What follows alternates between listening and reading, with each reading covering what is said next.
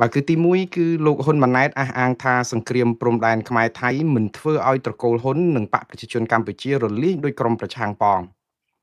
នាយករដ្ឋមន្ត្រីខ្មែរអួតប្រាប់អ្នករាយការណ៍ពិសេសខាងសិទ្ធិមនុស្សថាកម្ពុជាយកចិត្តទុកដាក់រឿងគោរពសិទ្ធិមនុស្ស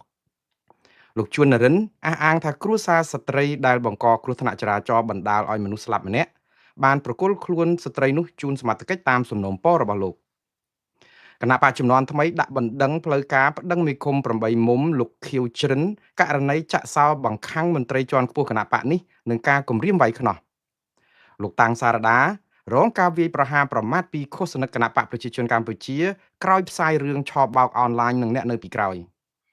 គឧតកោ Nagavel ចេញតវ៉ារកយុត្តិធម៌ផ្នែកសិទ្ធិការងារគម្រប់1685ថ្ងៃពន្លឺយុត្តិធម៌នៅតែឆ្ងាយដូចជើងមេឃក្រសួងបរិស្ថានពឹងមេធាវីឲ្យជួយហៅសកម្មជនបរិស្ថានលោកម៉ាចត្រា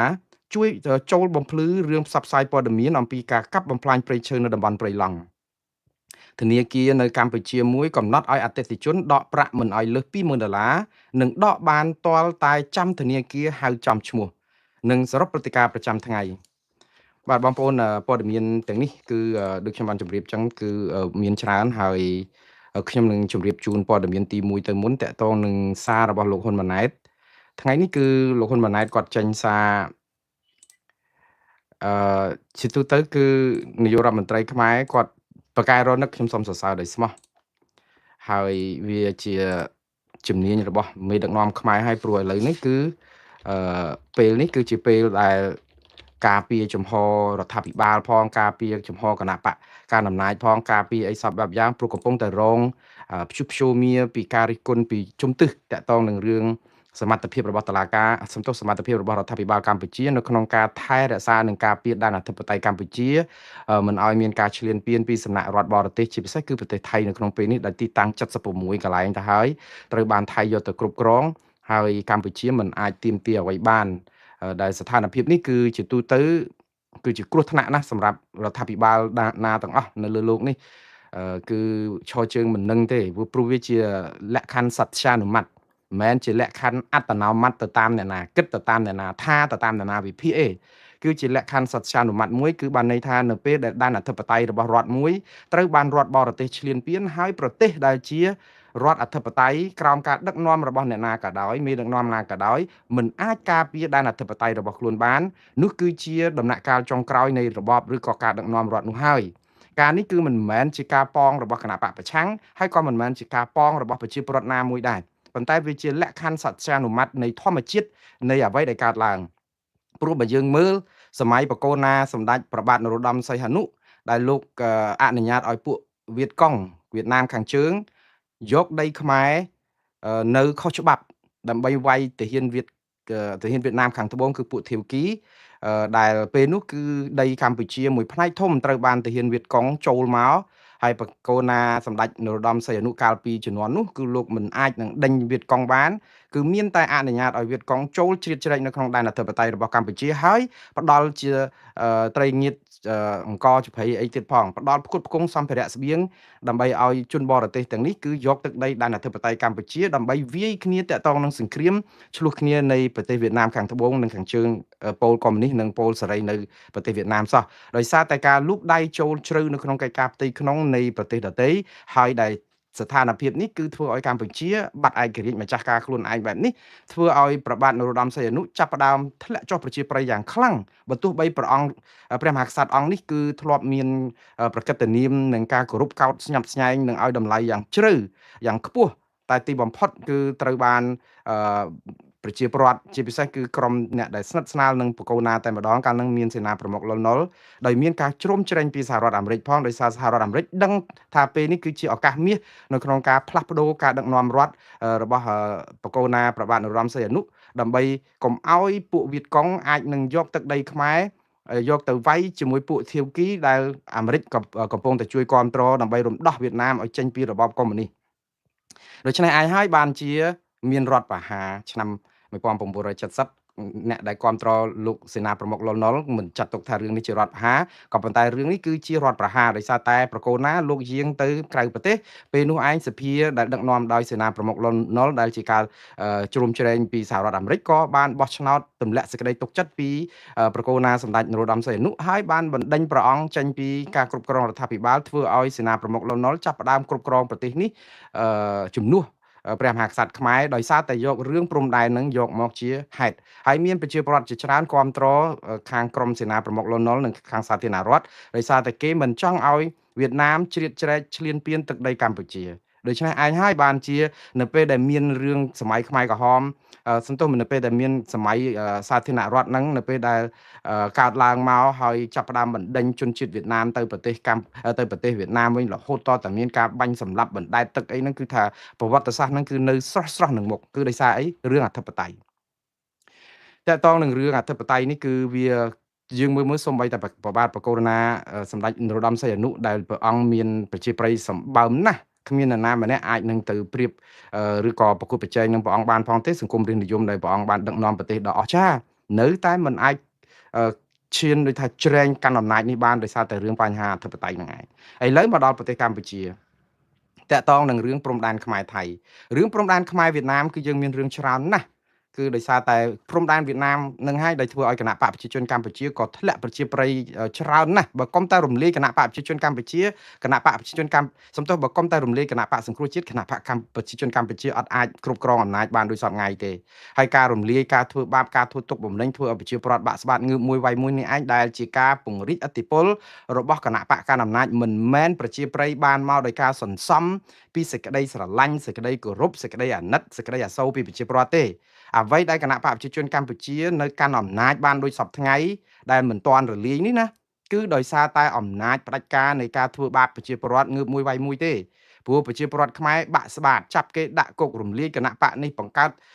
ច្បាប់នេះដើម្បីធ្វើទុកបុកម្នេញអ្នកនេះបណ្ដេញអ្នកកសែតបណ្ដេញអង្គការសង្គមស៊ីវិលធ្វើដូចថានិយាយទៅគឺប្រព័ន្ធតុលាការក៏មិនឯករាជ្យយោធាប៉ូលីសស្អីក្រោមការគ្រប់គ្រងរបស់គណៈបកនយោបាយដែលអញ្ចឹងទៅធ្វើឲ្យប្រព័ន្ធដឹកនាំរដ្ឋយើងអត់ខុសពីអរងហ្មងហ្នឹង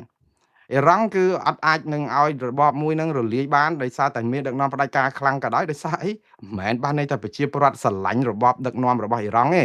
ប៉ុន្តែដោយសារមេដឹកនាំអ៊ីរ៉ង់បង្ក្រាបប្រជាពលរដ្ឋខ្លាំងពេកដល់ដំណាក់កាលមួយគឺងើបមួយវាយមួយងើបមួយសម្លាប់មួយដល់អញ្ចឹងទៅគ្នា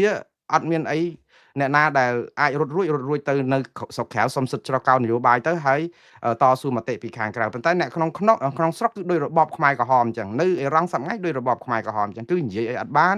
ងើបមួយវាយមួយសម្លាប់ចោលអស់តែម្ដងយកទៅព្យួរកយកអីទៅដល់អញ្ចឹងយើងឃើញប្រជាពលរដ្ឋមិនអាចផ្ដួលរំលំរបបដឹកនាំផ្ដាច់ការរបស់អ៊ីរ៉ង់បានរហូតទាល់តែពិភពលោកដូចអាមេរិកអីជួយអន្តរាគមនឹងជួយបានមួយឆាវប៉ុន្តែក៏នៅតែមានការលំបាកនៅក្នុងការផ្លាស់ប្ដូររបៀបដឹកនាំរដ្ឋនៅអ៊ីរ៉ង់ដែរដោយសារតែប្រជាពលរដ្ឋបាក់ស្បាត់អស់រកអ្នកជំនួសអត់បានរឿងនេះហើយដែលជាវិបត្តិសម្រាប់ពិភពលោកនិងសម្រាប់អ៊ីរ៉ង់ដែរឥឡូវងាកមកប្រទេសកម្ពុជាវិញលោកហ៊ុនម៉ាណែតក៏ថាតាមពិតមានក្រុមប្រឆាំងបន់ស្រន់ឬក៏ប៉ុនប៉ងឬក៏ប្រាថ្នាចង់ឲ្យគណៈបកប្រជាជនកម្ពុជានេះរលាយចង់ឲ្យរដ្ឋាភិបាលនេះរលាយហើយឱកាសដែលរលាយហ្នឹងគឺនៅពេលដែលមានចំនួនព្រំដែនដែលទប់ថៃអត់បានធ្វើឲ្យថៃឈ្លានពានអាចរំលោភយកដីខ្មែរដល់ទៅ70កន្លែងជាងហើយមានបញ្ហា scam អនឡាញមានបញ្ហាអសកម្មអីសពបែបយ៉ាងគឺវាជាព្យុះព្យូមាដែលពេលហ្នឹងគឺជាឱកាសមាសដែលរដ្ឋាភិបាលណាក៏ឈរជើងមិនរួចដែរនៅពេលដែលរដ្ឋាភិបាលកម្ពុជាឈរជើងរួចទប់បានលោកហ៊ុនម៉ាណែតបែរទៅជាថ្លែងសារប្រាប់ទៅពិភពលោកជាពិសេសយកវេទិកាហ្នឹងទៅប្រាប់ថាគណៈបកប្រជាជនកម្ពុជារឹងមាំណាស់រដ្ឋាភិបាលកម្ពុជារឹងមាំណាស់ក្រោមការដឹកនាំរបស់គណៈបកប្រជាជនកម្ពុជាគ្មានអ្នកណាអាចរំលាយតកូលហ៊ុនឬក៏គណៈបកប្រជាជនកម្ពុជាឬក៏រដ្ឋាភិបាលនេះបានទេវាខុសពីការស្មានទុកឬប៉ុនប៉ងរបស់ក្រុមប្រឆាំងដែលបន់ឲ្យគណៈបកនេះរលាយឬក៏រដ្ឋាភិបាលនេះរលាយតាមរយៈរឿងដូចថាកើតឡើងនៅជំនុំព្រំដែនលោកហ៊ុនម៉ាណែតអះអាងថ្ងៃនេះថារឿងដែលគណៈបកកម្ពុជានៅឈរជើងរឹងរដ្ឋាភិបាលក៏អត់ទៅណាគឺដោយសារតែលោកអះអាងថាមកពីកម្លាំងមហាសាមគ្គីជាតិខ្មែរមូលគ្នាក្រោមធ្លុងក្រោមម្លប់របស់រដ្ឋាភិបាលកម្ពុជាដែលដឹកនាំដោយគណៈបកប្រជាជនកម្ពុជានេះគឺជាសារនយោបាយសុទ្ធសាធបាទព្រោះបើយើងសារនយោបាយនេះគឺវាខុសពីតថភាពសង្គម ជាការពិតហើយយើងឃើញគណៈបកប្រជាជនកម្ពុជាអត់ទៅណាទេនៅនឹងដដែលរដ្ឋាភិបាលក៏នៅនឹងដដែលមន្ត្រីការងារទាហានប៉ូលីសឬក៏មន្ត្រីរាជការអីនៅប្រព្រឹត្តការងារដដែលក៏ប៉ុន្តែអ្វីដែលលោកហ៊ុនម៉ាណែតលើកសារនេះយកមកនិយាយនៅពេលនេះណាគឺលោកចង់ស្អំចិត្តប្រជាពលរដ្ឋខ្មែរជាពិសេសអ្នកដែលគ្រប់គ្រងគណៈបកប្រជាជនកម្ពុជាកុំឲ្យបាក់ទឹកចិត្តកុំឲ្យឃ្លៀងឃ្លោងកុំឲ្យបាក់ស្មារតីឲ្យផ្ចង់ថាអ្វីគឺវាមិនអីទេដរាបណាគណៈបកប្រជាជនកម្ពុជានៅរឹងមាំនៅមានការជួយគ្រប់គ្រងនៅមានការជួយហៅអើគឺអត់ទៅណាទេអញ្ចឹងគាត់កេងចំណេញប្រយោជន៍នៅក្នុងឱកាសនេះដើម្បីប្រាប់ប្រជាពលរដ្ឋថាអត់ទៅណាទេគណៈបកនេះនៅតែខ្លាំងរឹងមាំដដែល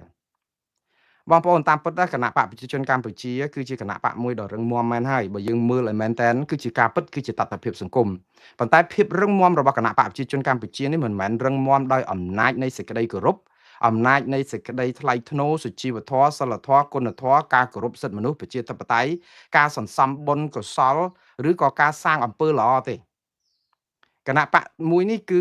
នៅរឹងអំណាចដោយសារតែការបង្ក្រាបការបំផ្លាញសិទ្ធិមនុស្សការបំផ្លាញប្រជាធិបតេយ្យងើបមួយវាយមួយចាប់មេបកប្រឆាំងដាក់គុករំលាយគណៈបកប្រឆាំងបណ្ដេញអង្គការសង្គមស៊ីវិលឯករាជ្យបិទសារព័ត៌មានផ្សព្វផ្សាយឯករាជ្យយកប្រព័ន្ធតុលាការជាឧបករណ៍ដើម្បី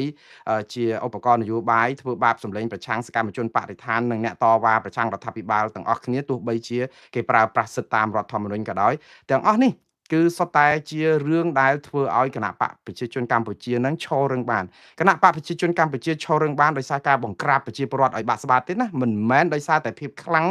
ដែលបានអំណាចនៃសេរីភាពបានអំណាចនៃការបោះឆ្នោតដោយសេរីត្រឹមត្រូវបានអំណាចដោយការប្រកួតដោយស្មើភាពគ្នាស្មើគីឡូគ្នាទេអត់មែនអញ្ចឹងទេគឺបានមកដោយការពាក់កង់ដោះកង់បោចសក់ខ្ញាំលួចចាក់ពីក្រោយចាប់ចងស្លាប់ផ្សេងគេហើយវាយគេផ្ទះគេភ្ជង់អាញាកណ្ដាលអីទេរឿងនេះគឺអញ្ចឹងឯងហើយអំណាចបែបនេះប្រជាប្រិយបែបនេះលោកហ៊ុនម៉ាណែតអាចនិយាយត្រូវក្នុងន័យថាមកដល់ម៉ោងហ្នឹងគឺគណៈបកប្រជាជនអត់ទៅណារដ្ឋាភិបាលអត់ទៅណាហើយមិនរលាយទៅណាចង់និយាយចឹងគឺចង់ប្រាប់ថាអ្នកដែលបោះឆ្នោតឲ្យគណៈបកប្រជាជនជឿទុកចិត្តទៅថាអត់ទៅណាក៏ប៉ុន្តែយើងមើលអំពីការពិតជាក់ស្ដែងយើងឃើញគណៈបកប្រជាជនកម្ពុជាឬរដ្ឋាភិបាលកម្ពុជាអត់ទៅណាមែនក៏ប៉ុន្តែបញ្ហាគឺដូចនាវាដែលកំពុងតែធ្លុះធ្លាយវាគ្រាន់តែចាំពេលវេលាទេសប្ងៃគឺគណៈបកប្រជាជនកម្ពុជាគាត់អាចទប់បានហើយអត់មានទៅការប៉ងរបស់គណៈបកប្រឆាំងឬក៏ការដែលអំពាវនាវរបស់គណៈបកប្រឆាំងឬក៏សេចក្តីប្រាថ្នារបស់គណៈបកប្រឆាំងណាដែលចង់ឲ្យគណៈបកឬរដ្ឋាភិបាលនេះរលាយទេខ្ញុំជឿថាដោយសារតែរដ្ឋាភិបាលកម្ពុជាខ្លួនឯងគណៈបកប្រជាជនកម្ពុជាខ្លួនឯងដឹងខ្លួនថាអំពើដែលខ្លួនធ្វើនេះណាគឺវាជាអំពើអកុសលកម្មជាអំពើបាបដល់អញ្ចឹងទៅភ័យខ្លួនឯងហើយចេះតែស្មានថាគេចង់ឲ្យខ្លួនរលាយប៉ុន្តែជាលក្ខខណ្ឌសត្យានុមត្តជា logic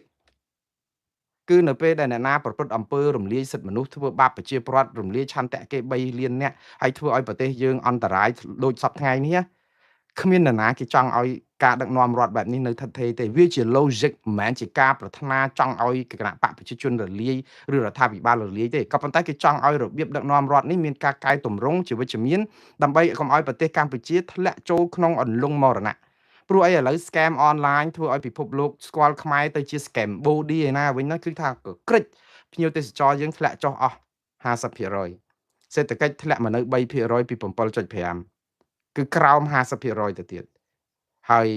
តាក់ទងនឹងរឿងបញ្ហាអសកម្មអីផ្សេងទៀតមកកណក៏ដឹករឿងនៅក្នុងសង្គមរាប់ផ្លេចអត់មានបានជួយដោះស្រាយអីទេរឿងព្រំដែនកម្ពុជាថៃ76កន្លែងថៃគ្រប់គ្រងហើយទន្ទ្រានរាល់ថ្ងៃយើងអត់អាចធ្វើអីបានផងហើយយើងខំប្រឹងសរសើរថានេះគឺជាភាពរឹងមាំខ្ញុំថាជាការស្អំចិត្តប្រជាពលរដ្ឋកុំឲ្យ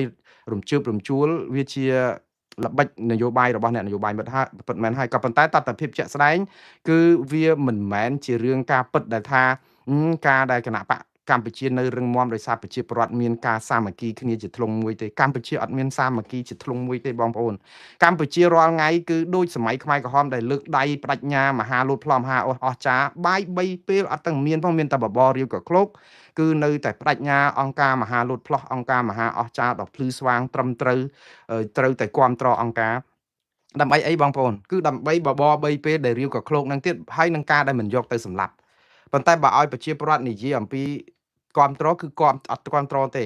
យើងឲ្យប្រជាពលរដ្ឋនិយាយមានសេរីភាពកុំចាប់គេដាក់គុកមកបានដឹងថាអូគុណភាពយើងយ៉ាងម៉េចយើងអត់អាចទៅយកបន្ទុកថាខ្លួនយើងគ្រាន់បើនៅពេលដែលគណៈកម្មការឬអ្នកឲ្យបន្ទុកយើងនឹងសុទ្ធតែជាមនុស្សរបស់យើងទី1ហើយរងការគំរាមកំហែងរងការធ្វើទុកបុកម្នេញអត់ហ៊ាននិយាយអីសោះដូច្នេះយើងអត់បានបន្ទុកទេអត់បានបន្ទុកត្រឹមត្រូវទេបន្ទុកហ្នឹងគឺយើងជាអ្នកដាក់ឲ្យខ្លួនឯងហើយការដាក់បន្ទុកឲ្យខ្លួនឯងនេះគឺជាការសម្លាប់ខ្លួនឯងទៅវិញទេអញ្ចឹងដើម្បីឲ្យលោកហ៊ុនម៉ាណែតជឿច្បាស់ថាគណៈបកប្រជាជនមិនទៅណាខ្ញុំស្នើឲ្យលោកធ្វើរឿងវាគ្រាន់តែជាពេលវេលាវាមិនទាន់ដល់ទេខ្ញុំមិនប្រាថ្នាឲ្យប្រទេសនេះរលាយខ្សលទេព្រោះប្រជាពលរដ្ឋខ្មែរឈឺចាប់ខ្លោចផ្សាយូរហើយប៉ុន្តែចង់ឲ្យកែនៅពេលដែលស្ថានភាពកំពុងតែដាបខ្លាំងដើម្បីកុំឲ្យយើងចូលទៅដល់ក្នុងសម័យសង្គ្រាមស៊ីវិលសម័យបង្ហូរឈាមគ្នាទឹកឡើងត្រីស៊ីសមុទ្រទឹកហុយសមុទ្រស៊ីត្រីអីទៀតលោកក៏ដឹងដែរប្រជាពលរដ្ឋថ្នាក់ដោយសារអីការរំលោភសិទ្ធិមនុស្សនិងប្រជាធិបតេយ្យការបោះឆ្នោតដោយមិនសេរីត្រឹមត្រូវនឹងយុត្តិធម៌ការបំផ្លាញគណៈបកប្រឆាំងការបំផ្លាញអង្គការសង្គមស៊ីវិលការធ្វើទុកបុកម្នេញអ្នកសារព័ត៌មានការចាប់មនុស្សចងគំរាមគ្រប់បែបយ៉ាងហើយអ្នកទោសមនសិការសប្ងៃនៅក្នុងពន្ធនាគារ130នាក់លោកហ៊ុនម៉ាណែតក៏ដឹងដែរតើនេះឬសាមគ្គីជាតិនេះឬឯកភាពជាតិគណៈបកប្រឆាំងរត់ប្រសាចែកជើងគ្នាអត់អាចចូលទៅក្នុងប្រទេសកម្ពុជាបានដើម្បីចូលរួមប្រកួតប្រជែងអីហើយរករឿងគ្នាគ្រប់ពេលចង់តែចាប់ធ្វើទុកបុកម្នេញតឡាការនឹងផ្ដន់ទាទោសមន្ត្រីបកប្រឆាំងរាប់ភ្លេចហើយទៅនេះគឺជាការផ្សះផ្សាជាតិជាឯកភាពជាតិជាមហាគ្រួសារខ្មែរអស់លោកមើលទៅលោកហ៊ុនម៉ាណែតមានមើលទេដែលពេលថាខ្មែរយើងមានមហាសាមគ្គីនៅទូទាំងពិភពលោកទាំងនៅស្រុកខ្មែរផងធ្លុងមួយដើម្បីជួយការពារដែនអធិបតេយ្យរបស់យើងអ្នកណាក៏ស្រឡាញ់ជាតិខ្មែរដែរអ្នកណាក៏ស្រឡាញ់ជាតិមិនឲ្យបរទេសឈ្លានពានដែរប៉ុន្តែរដ្ឋាភិបាលដែលដឹកនាំឲ្យដោយគ្រួសារតកូលហ៊ុនអត់អាចការពារដែនអធិបតេយ្យដី76កន្លែងហ្នឹងបានហើយទៅចាប់ផ្ដើមបិទមាត់អ្នកដែលគេរិះគន់ហើយទៅថានឹងជាសាមគ្គីជាតិហើយគេតវ៉ាទីឲ្យប្តឹងទៅតុលាការព្រំប្រទានអន្តរជាតិទៅរករឿងគេទៀតក្រុមអាមីអាថោងគាត់ហ្នឹងដូច្នេះរឿងនេះវាអត់មានសាមគ្គីជាតិអីទេតែសាមគ្គីផ្ទៃក្នុងរបស់គណៈបកប្រជាជនកម្ពុជាសពថ្ងៃហ្នឹងក៏មិនអាចគ្រប់គ្រងបានផងព្រោះអីវាត្រូវការមនុស្សដែលបាត់ប្រយោជន៍យូរទៅចាប់ផ្ដើមខ្សោះហើយយូរទៅឆ្លោះគ្នាឯងបន្តិចទៀតឆ្លោះគ្នាអស់មានអីហូបហើយព្រោះដោយសារសេដ្ឋកិច្ចក៏ធ្លាក់ស្អីក៏ដាបចាប់ផ្ដើមបាត់អាប្រាក់ចំណូលចាប់ផ្ដើមមួម៉ៅព្រោះមនុស្សទាំងអស់គ្នាដោយអង្គការមហាមន្ត្រីអីគឺគេបានចំណេញដោយសារតែអង្គើពុករលួយដោយសារអង្គើអត់មាននីតិរដ្ឋអង្គើអីហ្នឹងគេស្រួលរកស៊ីគេស្រួលប្រឡែមប្រឡំគេស្រួលបើព្រោះអត់មាននរណាទៅផ្ទៀងផ្ទាត់លុយហ្នឹងបានមកពីណាប្រកាសទ្របអីយ៉ាងម៉េចអីពុករលួយអីចឹងអាលុយហ្នឹងវាហូរចូលកប៉ៅឯកជនអស់ទៅគាត់ចិត្តតែមានបានគាត់ចិត្តតែគ្រប់ត្រដល់ពេលឥឡូវអាលុយហ្នឹងវាអស់វាហើយទៅអា scam ហ្នឹងធ្វើឲ្យសេដ្ឋកិច្ចហ្នឹងចាប់ផ្ដើមបាត់ភ្ញៀវបាត់អីឥឡូវបញ្ហាបាត់ព្រំដែនបញ្ហាអីហ្នឹងគឺធ្វើឲ្យមានបញ្ហាពួកគាត់ក៏មានបញ្ហាដែរហើយដល់យូរទៅតើការគ្រប់គ្រងហ្នឹងវាយ៉ាងម៉េចលោកទៅមើលខ្លួនឯងទៅហើយលោកហ៊ុនម៉ាណែតខ្លួនឯងក៏យល់រឿងនេះច្បាស់ដែរ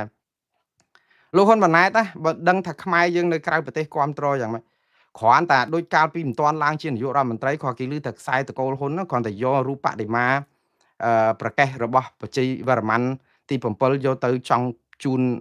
សាលាក្រុង Lowell គេធ្វើបាតកម្មចង់ឆេះសាលាក្រុងគ្រាន់តែឮថាលោកហ៊ុនម៉ាណែតមកហែ parade នៅក្រុងឡុងប៊ិចដែលមានខ្មែរច្រើនជាងគេកាលពីឆ្នាំ2016ចង់ឆេះសាលាក្រុងឡុងប៊ិចគេទៅតវ៉ាប្រឆាំងប្រជាពលរដ្ឋខ្មែរនៅក្រៅប្រទេសហើយចុះបើគេមានការផ្សះផ្សាជាតិដែលគេស្រឡាញ់ការដឹកនាំរបស់អស់លោកក្រុមគ្រួសារអ្នកណាគេទៅជំទាស់មេដឹកនាំខ្មែរដែលមកហែក្បួនវប្បធម៌អីនៅទីក្រុងឡុងប៊ិចអ្នកណាគេទៅជំទាស់ខ្មែរយើងដែលយកព្រះកេះរបស់ប្របាទជ័យវរ្ម័នទី7តំណាងឲ្យដួងព្រលឹងខ្មែរយកជាកាដូឲ្យសាលាក្រុងឡុងប៊ិចដើម្បីតំណាងឲ្យជាតិខ្មែរប៉ុន្តែដល់ពេលអ្នកឮថាលោកហ៊ុនម៉ាណែតជាអ្នកយកទៅឲ្យគឺបាតកម្មរហូតតឥឡូវមិនដឹងប្រកេះនឹងនៅឯណាឬសូយកមកដាក់នៅស្ថានទូតខ្មែរនៅ DC នៅរដ្ឋធានី Washington អីណាដូច្នេះខ្មែរយើងគឺបែកបាក់គ្នាខ្លាំងមែនតើមិនមែនបែកបាក់ដោយសារខ្មែរអត់ស្រឡាញ់គ្នាទេបែកបាក់គឺដោយសារតែនយោបាយកខ្វក់របស់គណៈបកកណ្ដាលអំណាចនៅក្នុងការរំលាយគណៈបកប្រឆាំងតើបើឲ្យគេប្រកួតប្រជែងតាមយុត្តិធម៌ទៅអញ្ចឹងដើម្បីស្ដារស្ថានភាពនេះហើយខ្ញុំពេញចិត្តណាបើសិនជាមានគណៈបកណាឬរដ្ឋាភិបាលណានៅកម្ពុជានឹងនៅអាចទប់កុំឲ្យមានសង្គ្រាមស៊ីវិលកុំឲ្យមានចម្បាំងរាំងជលអីខ្ញុំសប្បាយចិត្តទេខ្ញុំមិនចង់ឲ្យមានការបង្ហូរឈាមអីទៀតទេខ្មែរជឿចាប់គ្រប់គ្រាន់ណាប៉ុន្តែលោកត្រូវកែជាងការដែលទៅប្រាប់ឲ្យសុបិនណាមេដឹកនាំផ្ដាច់ការនៅលើលោកហ្នឹងនៅណាក៏ដូចនៅណាដែរតើតែដូចសាដាមហ៊ូសេនដែលចូលទៅដល់ក្នុងរុនកដៅប៉ុណ្ណេះហ្នឹងក៏នៅតែគិតថាគាត់អត់មានចោះញោមតតែគេកបួចមកបានគាត់ថាអូដល់ថ្ងៃចុងក្រោយអញ្ចឹងទៅអត់កែអត់ធ្វើតាមហើយទៅតាំងទៅអួតអំពីស្នាដៃឥឡូវអ្វីដែលគួរឲ្យចម្លែកមែនតើមួយទៀតគឺថ្ងៃហ្នឹងគាត់ទៅប្រាប់តំណាងអង្គការសហជីវជាតិគឺលោកផ្នែកសិទ្ធិមនុស្សនៅកម្ពុជាគឺលោក Thomas Andrew គាត់ប្រាប់ថាកម្ពុជាយកចិត្តទុកដាក់រឿងគោរពសិទ្ធិមនុស្សនេះណាលើកស្ទួយគោរពសិទ្ធិមនុស្សតាមពិតខ្ញុំសរសើរថ្នាក់ដឹកនាំកម្ពុជាដែលពូកែចង់និយាយថាពូកែពិធីសារហ្នឹងគឺគាត់អានតាមសារដែលត្រូវតែនិយាយឲ្យរត់មាត់ដូចសេកចឹងមកគឺកម្ពុជាមានការគោរពសិទ្ធិមនុស្សខ្ជាប់ខ្ជួនសុំទោសឲ្យលើកស្ទួយហើយគាត់ទៅប្រាប់លោក Thomas Andrew ថ្ងៃហ្នឹងព្រោះលោក Thomas ទៅជួបលោកហ៊ុនម៉ាណែតប្រហែលជាអ្នកបុគ្គលចុងក្រោយគាត់ទុកលោកហ៊ុនម៉ាណែតឲ្យជួបចុងក្រោយគេក៏មិនដឹងព្រោះអីលោកត្រូវចប់ដំណើរទស្សនកិច្ចគាត់10ថ្ងៃជាងហ្នឹងត្រឹមថ្ងៃ31ស្អែកនេះហើយដូច្នេះអាចជួបលោកហ៊ុនម៉ាណែតប្រហើយទៅហើយទុកមនុស្សសំខាន់ចុងក្រោយគេហើយទៅស្ដាប់សាររបស់លោកហ៊ុនម៉ាណែតហ្នឹងអត់មានខុសអីពីសារលោកហ៊ុនម៉ាណែតនិងលោកនាយកលោកហ៊ុនសែននិងអ្នកដទៃទៀតតំណាងឲ្យខ្មែរនៅអង្គការសហប្រជាជាតិដែលទៅប្រាប់អង្គការសហប្រជាជាតិរាល់ឆ្នាំថាកម្ពុជាគោរពសិទ្ធិមនុស្សណាស់ប៉ុន្តែពេលដែលយើងទៅប្រាប់គេរាល់ឆ្នាំហ្នឹងគឺរបាយការណ៍របស់អង្គការសហប្រជាជាតិរាល់ឆ្នាំណាក៏កម្ពុជារំលោភសិទ្ធិមនុស្សបំផ្លាញប្រជាធិបតេយ្យដែរ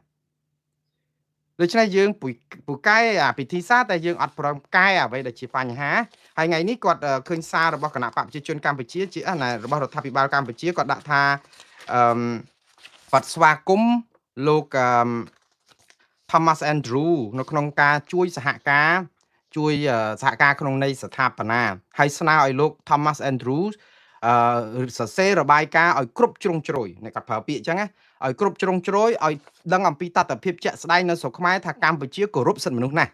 អញ្ចឹងសូមឲ្យលោក Thomas Andrew នេះកុំទៅសេតែមួយជ្រុងឲ្យស្ដាប់គ្រប់ភាគីល្អដែរខ្ញុំសរសើរលោក Andrews ដែរគាត់ទៅជួបតំណាងគណៈបកនយោបាយជួបជនរងគ្រោះដីធ្លីជួបជនភៀសឹកជួបរដ្ឋាភិបាលជួបអីដូចតែលោកសូរិយាស៊ូបេឌីដូចលោកយ៉ាសហ្គៃដូចលោកវិទិតមន្តភ័ណ្ឌដូចអ្នកស្រីរ៉ូណាស្មីតគាត់ដើរទៅជួបគ្រប់ភាគីឲ្យរដ្ឋាភិបាលប្រាប់ទៀតថាទៅសរសេរឲ្យគ្រប់ជ្រុងជ្រោយកុំសរសេរតាមមួយខាងដល់តែពេលមកដល់អង្គការសហប្រជាជាតិរាយការណ៍ក្រុមប្រឹក្សាសិទ្ធិមនុស្សអង្គការសហប្រជាជាតិគឺកម្ពុជារំលោភសិទ្ធិមនុស្សស្ថានភាពកាន់តែដាបរាល់ឆ្នាំអ្នករាយការណ៍ណាក៏អញ្ចឹងហើយយើងជឿថាលោក Andrew នឹងសរសេររបាយការណ៍ថ្មីពីនឹងទេវាអត់ទេនិយាយទៅអ្វីដែលអត់មានអីប្លែកហ្នឹងគឺដោយសារកម្ពុជាអត់ដែលធ្វើអីប្លែកដែរធ្វើដដែលរាយការណ៍ប្រាប់អ្នកអង្គការអ្នករាយការណ៍ពិសេសដដែលហើយទៅប្រាប់ថាយើងគោរពសិទ្ធិមនុស្សយ៉ាងម៉េចអ្នកទោសមនសិការ130នាក់ជាងនៅក្នុងពន្ធនាគារដោយចឹងកញ្ញាសេងធីរីដែលជាខ្មែរអាមេរិកហើយលោក Thomas Andrew នេះជាជនជាតិអាមេរិកទៅទៀតជាតំណាងអតីតតំណាងរាស្ត្រហើយការពារសិទ្ធិមនុស្សហើយជនជាតិខ្មែរអាមេរិកមានសញ្ជាតិអាមេរិកកំពុងជាប់គុកនៅឯប្រទេសកម្ពុជាក្រោមការដឹកនាំរបស់លោកហ៊ុនម៉ាណែតហើយដោយសាររឿងបញ្ចេញមតិហើយទៅគាត់ទៅប្រាប់គេថាសិទ្ធិមនុស្សយើងលើកស្ទួយយកចិត្តទុកដាក់ខ្លាំងតែលោកហ៊ុនម៉ាណែតគាត់ប្រើភាសាដោយលោកហ៊ុនសែននិយាយថ្ងៃមុនដែរពេលជួបលោក Thomas Andrew គាត់ថាសិទ្ធិមនុស្សគឺអាស្រ័យទៅលើការគោរពច្បាប់បកែខ្ញុំសរសើរថ្នាក់ដឹកនាំខ្មែរបកែមែនតើ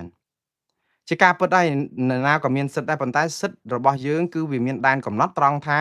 យើងត្រូវតែធ្វើឲ្យត្រូវច្បាប់មិនមែនសិទ្ធិនឹងយើងដើរតែកាប់ចាក់គេមានសិទ្ធិដើរសម្លាប់គេឬសិទ្ធិដើរបរិហាគេឬសិទ្ធិអីអញ្ចឹងទេវាត្រូវតែមានច្បាប់កំណត់ដើម្បីការពារបុគ្គលការពារឯកជនភាពអីចឹងដែរក៏ប៉ុន្តែនៅប្រទេសកម្ពុជាសិទ្ធិដែលមានចែងនៅក្នុងរដ្ឋធម្មនុញ្ញហ្នឹងគឺត្រូវគេរំលោភបំពានគ្រប់យ៉ាង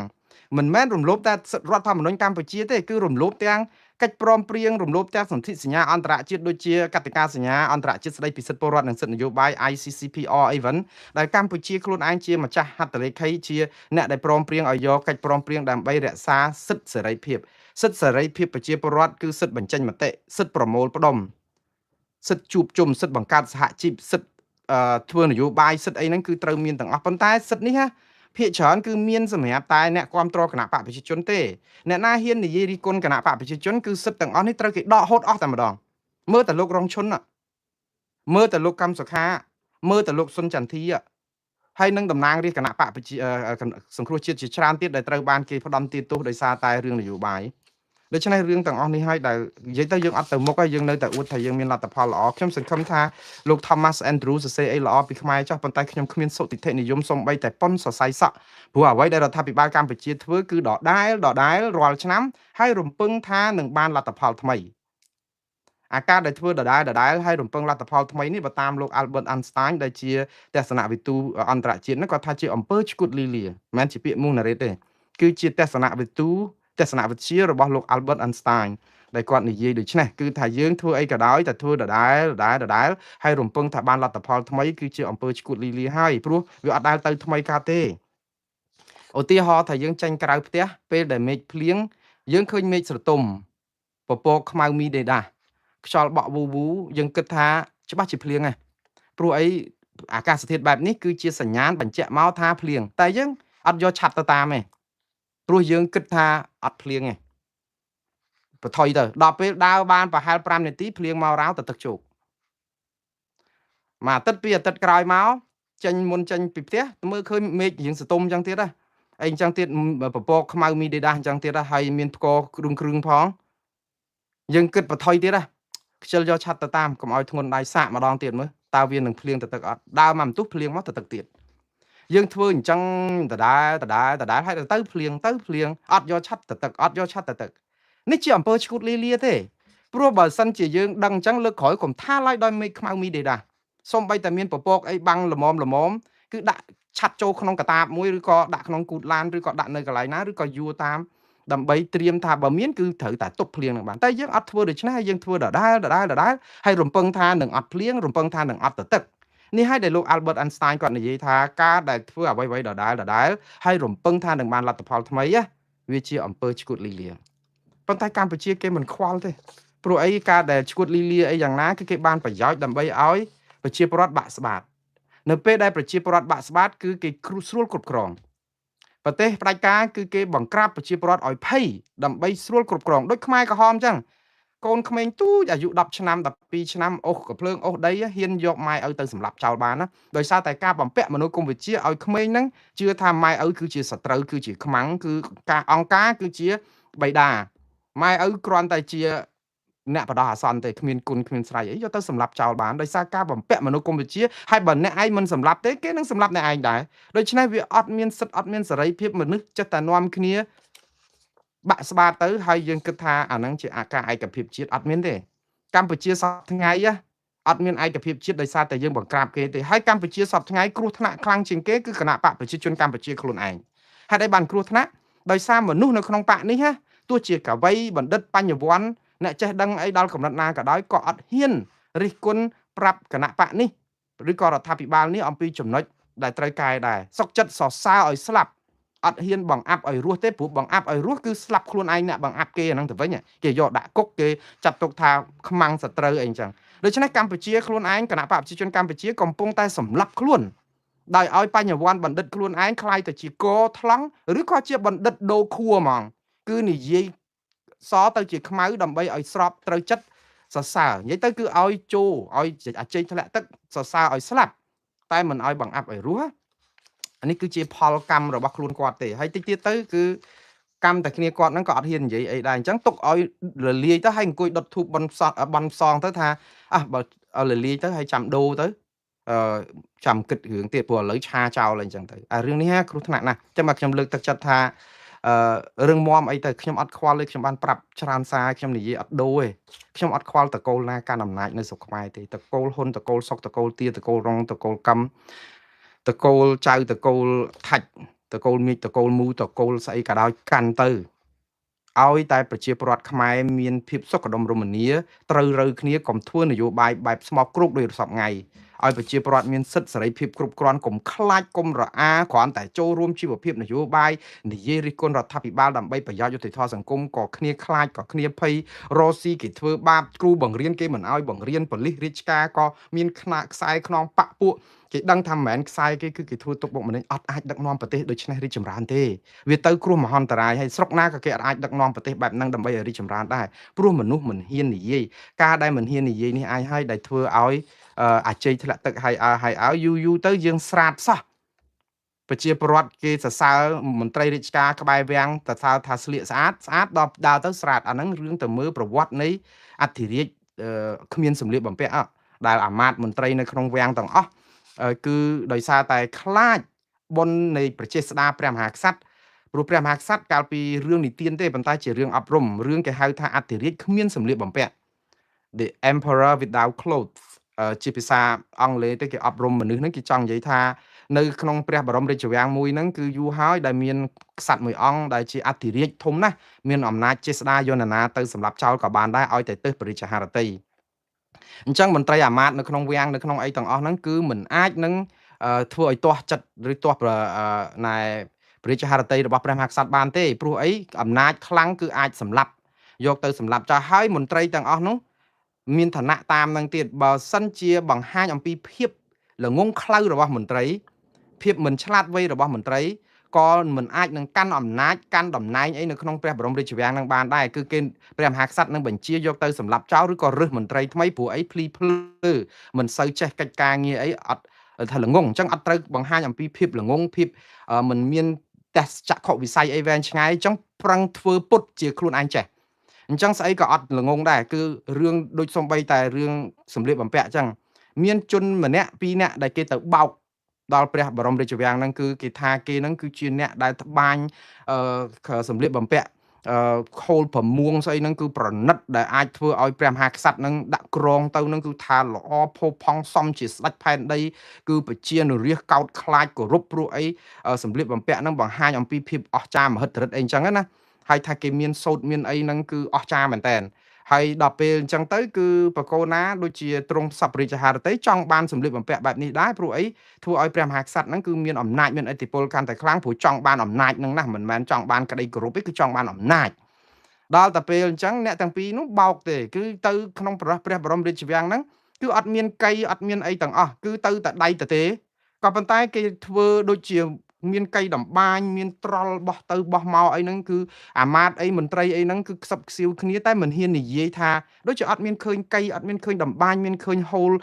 សរសៃសូត្រអីទេហ៎តែគិតតែខ្លួនឯងអត់ហ៊ាននិយាយប្រាប់មន្ត្រីអាមាត្យណាផ្សេងទៀតទេព្រោះគេខ្លាចថាល្ងងព្រោះគេផ្សេងទៀតគេមើលឃើញគ្រប់គ្នាថាអូកៃគេនេះល្អណាស់កៃបុរាណកៃអីសូត្រគេនឹងក៏សរសៃសូត្រឆ្មាប្រណិតស្អីហ្នឹងគេអ្នកជំនាញរបស់គេអញ្ចឹងអ្នកផ្សេងទៀតក៏គេនិយាយដូចគ្នាអញ្ចឹងដល់ពេលស្ដាប់ទៅគឺម្នាក់គឺអត់ហ៊ាននិយាយពីភាពភ្លីភ្លើរបស់ខ្លួនថាមើលមិនឃើញអាភាពល្អអញ្ចឹងចេះតែគិតថាល្អដូចគ្នាអញ្ចឹងនាំគ្នាកុហកខ្លួនឯង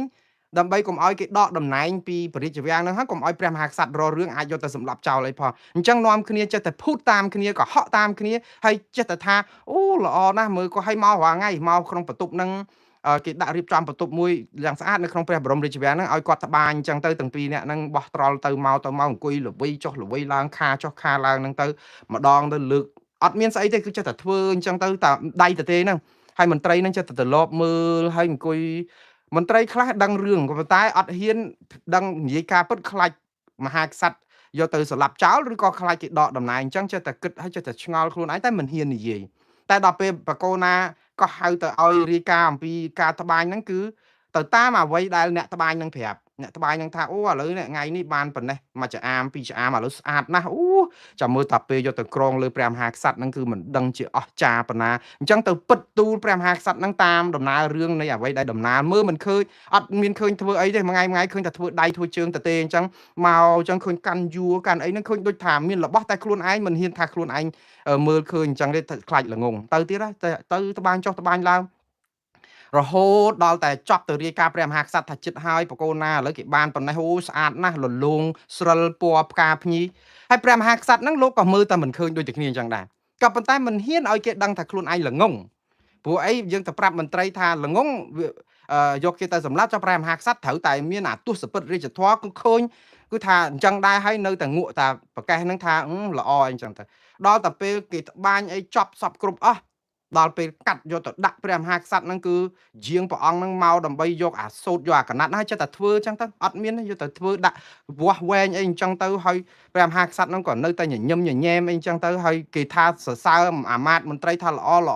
យកទៅកាត់យកទៅដាក់លើខ្លួនហ្នឹងខ្យល់សោះហ្នឹងយកទៅដល់ចុងក្រោយគឺឲ្យទៅឆ្លោះកញ្ចក់ទៀតហ្នឹងម្នាក់បញ្ជោថាឲ្យស្រាតសោះហ្នឹងណាអូស្អាតណាបកូនណាស្អាតមែនតែនសម្លៀកបំពាក់នេះសមត្រង់ណាអីអញ្ចឹងទៅអូញញឹមអត់និយាយទៅមកវាំងដោយទាំងព្រះមហាក្សត្រផងគឺអត់មានស្អីសោះដោយសារតែមិនហ៊ានបង្ហាញពីភាពភ្លីភ្លើរបស់ខ្លួនអញ្ចឹងទៅខ្លាចគេដឹងចេះតែនាំគ្នាអាជ័យធ្លាក់ទឹកឲ្យអញ្ចឹងទៅ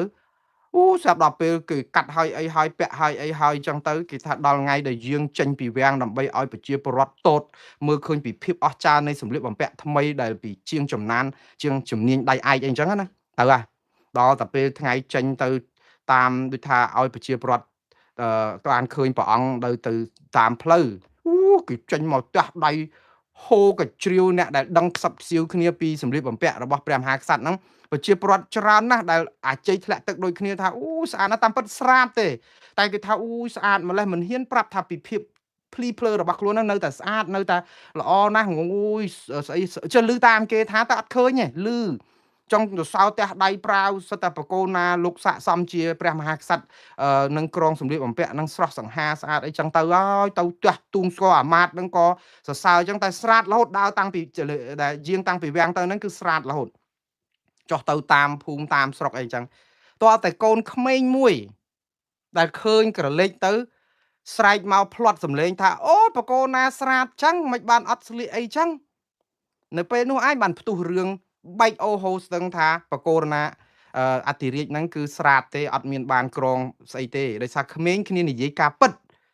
ចាប់ពីពេលហ្នឹងមកបានខ្មាស់អាម៉ាស់អស់រះផងទាំងពួងមន្ត្រីអាម៉ាតស្អីគេហ្នឹងក៏ខ្មាស់អស់អីអញ្ចឹងទៅនេះគឺចាប់រឿងត្រឹមប៉ុណ្ណេះរឿងហ្នឹងវាជារឿងអត់ស្ដាច់ទេបងប្អូនគាត់ថាជារឿងអប់រំមួយចង់បញ្ជាក់ប្រាប់ថានេះឯងអាជ័យធ្លាក់ទឹកយើងនាំគ្នាល្អគ្រប់យ៉ាងសរសើរតែស្កបណ្ឌិតកវីបញ្ញវន្តយើងទៅជាក្បត់មនសិការអស់ដល់យូរចុងក្រោយអ្នកណាលលាយបងប្អូនអ្នកណាដែលលលាយសាកគិតមើលអ្នកណាដែលលលាយគឺអធិរាជហ្នឹងក៏លលាយព្រះបរមរាជវាំងហ្នឹងក៏លលាយប្រជានុរាស្ត្រគឺលែងគោរពលែងកោតខ្លាចលែងអីអាណាចក្រហ្នឹងខ្លាយទៅជាច្បុកច្បល់លែងស្គាល់ទិសតំបន់អីទាំងអស់អាហ្នឹងហើយយើងទុកឲ្យពេលវាអញ្ចឹងហើយបានជាខ្ញុំចិត្តតែលើកទឹកចិត្តថាកុំសរសើរឲ្យស្លាប់កុំបង្អាប់ឲ្យរស់សរសើរឲ្យត្រូវហើយមេដឹកនាំហ្នឹងក៏មានភាពក្លាហានទទួលយកការពិតផងហើយយកទៅដោះស្រាយទៅបាទឥឡូវខ្ញុំបន្តរឿងបន្តទៅទៀតស្លេះរឿងអត់ស្ដាច់នេះបន្តិចចុះខ្ញុំនៅតែលើកទឹកចិត្តឲ្យលោកហ៊ុនម៉ាណែតបើសិនជាចង់ឲ្យអំណាចនឹងបានក្តីគោរពពីប្រជាពលរដ្ឋគឺលោកកែទៅតាមសំណូមពរប្រជាពលរដ្ឋហើយកុំចាប់គេដាក់គុកកែទៅខ្ញុំជឿថាបើសិនជាបានល្អទាំងអស់គ្នាគេសាទរទាំងអស់គ្នាទេឥឡូវនេះគឺចូលដល់រឿងលោកជួននរិនអះអាងថាគ្រួសារស្ត្រីដែលបង្កគ្រោះថ្នាក់ចរាចរណ៍បណ្ដាលឲ្យមនុស្សម្នាក់ស្លាប់បានប្រគល់ខ្លួនស្ត្រីនោះជូនសមត្ថកិច្ចតាមសំណូមពររបស់លោកយើងឃើញរូបភាពនៅក្នុងបណ្ដាញសង្គមនៅប៉ុស្តិ៍នគរបាលអីហ្នឹងយើងឃើញនៅ Facebook របស់លោកជួននរិនដែលគាត់បានបង្ហោះសារមកគាត់ប្រាប់ថាគាត់និយាយចេះសាររបស់គាត់នេះគឺតាក់ទងនឹងស្ត្រីម្នាក់វ័យ27ឆ្នាំគឺលោកស្រីសាមីជូនេះឈ្មោះរបស់គាត់ដែលបើករថយន្តទំនើបឈ្មោះម៉ាកអាវតាសង្ស័យតាក់ទងនឹងគ្រោះថ្នាក់ចរាចរណ៍ហ្នឹងឃើញបរិសម្នាក់ដែលជាមន្ត្រីរដ្ឋការនៅក្រសួងរាជការនៅក្រសួងសាធារណការបានស្លាប់នៅនឹងកន្លែងហើយគាត់ក៏បានគេចខ្លួនពីកន្លែងកើតហេតុហើយបើតាមសារព័ត៌មានក្នុងស្រុកបានរាយការណ៍មកថាគាត់បានប៉ុនប៉ងគេចខ្លួនចេញទៅប្រទេសក្រៅប្រទេសគឺប្រទេសសិង្ហបុរីក៏ប៉ុន្តែដំណើរនេះគឺមិនបានជោគជ័យទេអានេះគឺជាការផ្សព្វផ្សាយក្នុងស្រុកប៉ុន្តែនៅពេលដែលហ្នឹងក៏ឮសូរលោកជួននរិនឯនេះវិញគាត់លោកជួននរិនគឺជាអគ្គស្នងការរងរបស់នគរបាលជាតិនិងជាស្នងការនគរបាលរាជធានីភ្នំពេញលោកបានសរសេរសារដូចនេះថាខ្ញុំបាទសូមអរគុណដល់លោកអុកញ៉ាគាត់មិនបញ្ចេញឈ្មោះអុកញ៉ាណាទេដែលបានសហការជាមួយខ្ញុំតាមរកកូនស្រីប្រគល់មកជំនាញដែនសមត្ថកិច្ចឬផែនចរាចរណ៍ផ្លូវគោកនៃអគ្គស្នងការនៃស្នងការដ្ឋាននគរបាលរាជធានីភ្នំពេញដើម្បីអនុវត្តតាមផ្លូវច្បាប់តាមសំណូមពររបស់ខ្ញុំអញ្ចឹងបានន័យថាគាត់សំណូមពរឲ្យទៅចាប់ឬក៏ឲ្យបញ្ចូលខ្លួនទៅនិយាយទៅអាជ្ញាធរនឹងក៏ស្លូតក្រាន់បើដែរអក្រិតជនដែលប្រព្រឹត្តអំពើអក្រិតគឺគាត់អំពាវនាវសំណូមពរឲ្យចូលខ្លួនប៉ុន្តែបើក្រុមបកប្រឆាំងវិញអត់មានសំណូមពរអីគឺចុះទៅដល់ផ្ទះចាប់យកវាយខ្នោះយកតែម្ដងនេះប្រជាពលរដ្ឋមើលឃើញដែរប៉ុន្តែយ៉ាងណាក៏ឃើញថារឿងនេះគឺវាដល់ដំណាក់កាលដែលជនបង្កបានចូលខ្លួនទៅឲ្យសមត្ថកិច្ចចាប់ឃុំខ្លួនឃាត់ខ្លួនដើម្បីដោះស្រាយតាមនីតិវិធីហើយសំណួរគឺនៅត្រង់សួរថាតើនីតិវិធីនេះ វានឹងប្រព្រឹត្តទៅដូចម្ដេចតើអ្នកណាតាមដាន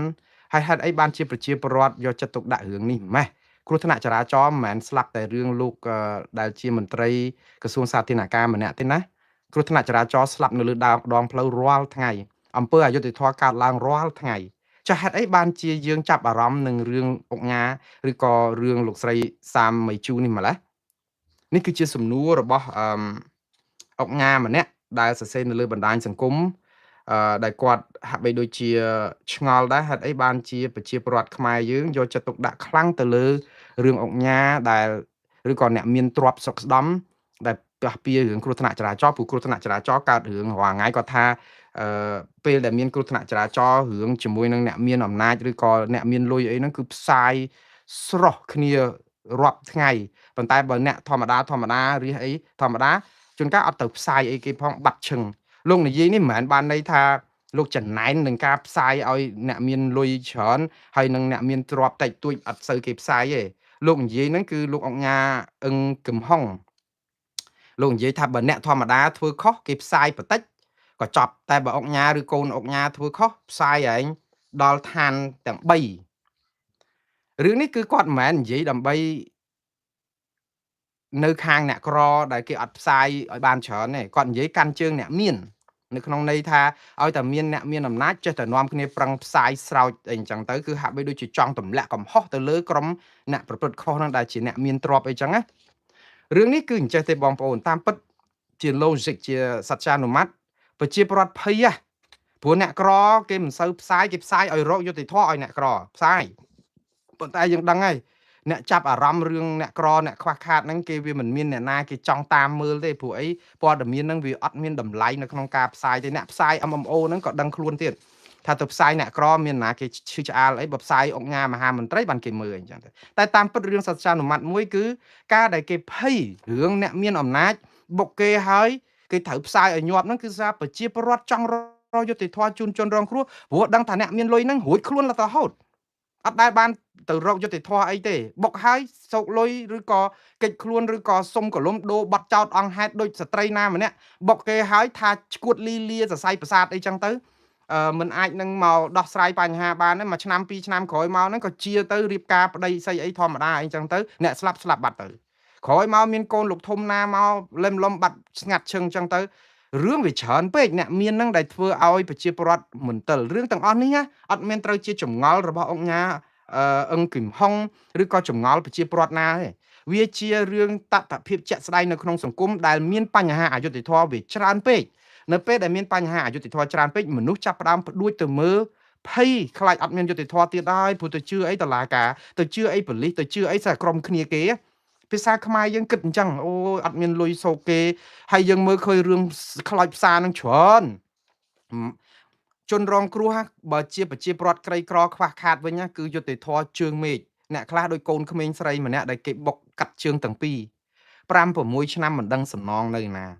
នឹងអ្នកក្រីក្រ